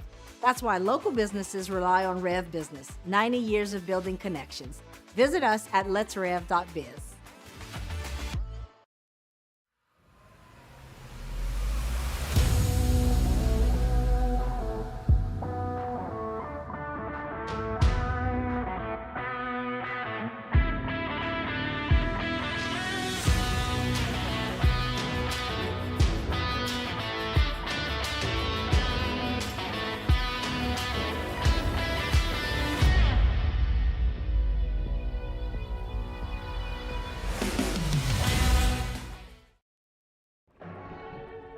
These are the luckiest ice cubes in the world. They could have been a thankless bed for an all-you-can-eat salad bar. But instead, they've been called upon to cradle and cool a crisp, refreshing Dos Equis. Looks like the lucky just got luckier. After further review, powered by Sunshine, your hometown John Deere dealer in Louisiana. Live from the 2025 SEC Football Media Days, powered by Parish Construction and Roofing. Enter now for your chance to win $10,000 cash at parishbuilt.com. Our coverage is also presented by Rev and Relief Windows. Final segment here as we get on down the stretch. Day 2 of SEC Football Media Days. Auburn, Georgia, Tennessee, Texas all taking their turns. And we'll set the stage here for Day 3. I don't have time to go deep dive into Tennessee, so I'll take this opportunity to preview what's coming up on Day 3, but we will circle back. Tennessee's fascinating. They did not bring a quarterback here. Nico Iamaleava obviously is now at UCLA, and so there will be a new quarterback for Tennessee. Everyone assumes it'll be Aguilar, the UCLA transfer. So time will tell who ultimately wins that job under center. But for Tennessee, a team that was 10-2 a year ago, went to the playoff, got blown out at Ohio State. Can they follow that up with another playoff season? It's going to be a steep hill with that kind of changeover at quarterback. So we will set the stage here for Day 3 at Radio Row. Alabama, Florida, Mississippi State, and Oklahoma will all take their turns on Wednesday. Alabama leading off the day, along with Mississippi State, Florida, and Oklahoma in the afternoon. For Kalen DeBoer, no doubt a disappointing year one when you have championship expectations and you lose 3 games in the regular season and the bowl game, allowing 40 points in an embarrassing loss to Vanderbilt, losing as a double-digit favorite on the road at Oklahoma, losing a game they probably should have won at Tennessee. It will be interesting to see just how much progress they feel they made year 1 to year 2 in Tuscaloosa. So that'll be leading off the day along with Mississippi State. Jeff Lebby, it was a brutal year 1. Can you start to see progress there with Jeff Lebby and Mississippi State? That remains to be seen. So Florida and Oklahoma, Billy Napier, Brent Venables, a couple of guys who are also very much on the hot seat at their respective schools. We'll hear from all of them tomorrow. All right, thanks to Shaw Bills Tire and Auto Service, ShawBillsTire.com, ShawBillsTire.com. If you're heading on that final family road trip before school starts, take your vehicle to Shaw Bills. They'll sell you name brand tires at wholesale prices, and they'll treat you like family. So if you need that oil change, you need your tires rotated, check engine light on, brakes squeaking, Shaw Bills got you covered with locations all over South Louisiana. They're never far. ShawBillsTire.com, ShawBillsTire.com, Shaw Bills, where we keep you rolling. Okay, we're getting on out of here. If you missed anything, AFR On Demand presented by Brett Goff. Greg Sankey was here. Gary Stokan was here. Our buddy Aaron Hogan from ESPN Austin was here. Jay Phillips from Columbia, South Carolina was here. Fantastic day. Thanks to all of our guests for their great time. Thank all of you for listening. Everything is on social. If you missed anything, you can check it there. Muse Paul, thanks. We'll see y'all tomorrow at 3. AFR. As we get on down the road, much about Rouse's, the official supermarket of the New Orleans Saints, Rouse's.com, Rouse's.com. You can pick up Evermore at Rouse's. I tell you, it's one of the things I am missing here this week. No Evermore on Radio Row, but I'll get it when I get back home. And you know where I'll go to get it is at Rouse's, because they've got the 4-packs of the 64-ounce bottles. They've got the 32-ounce bottles, the 16-ounce or the 20-ounce bottles, I should say, and so much more.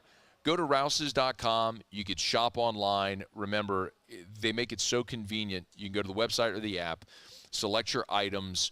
If you spend $35, it's a free service. Your personal shopper will go pick out your items. You pull up into one of the designated spots. Boom, they'll bring it out to your car. Saves you time, saves you money. It's at Rouse's, the official supermarket of the New Orleans Saints, and celebrating their 65th year in business, locally owned and operated, still family owned and operated, and so proud to be partnered with our friends over at Rouse's. This feels like home.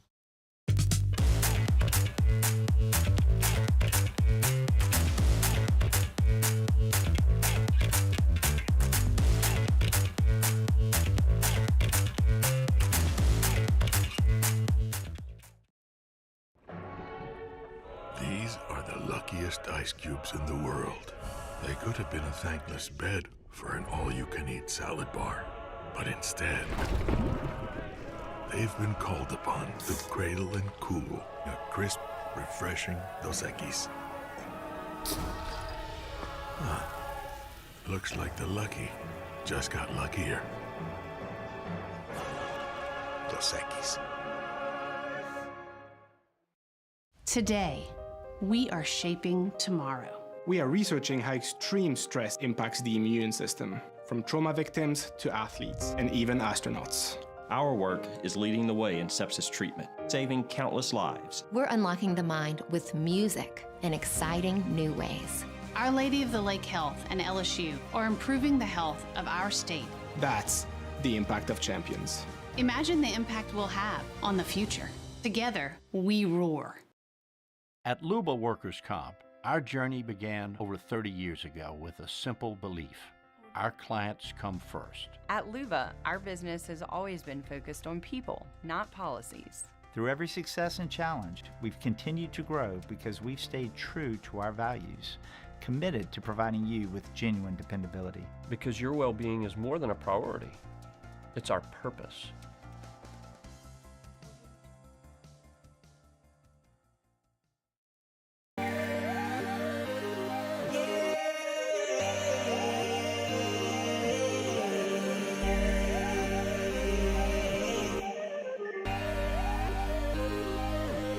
You gotta believe in a dream.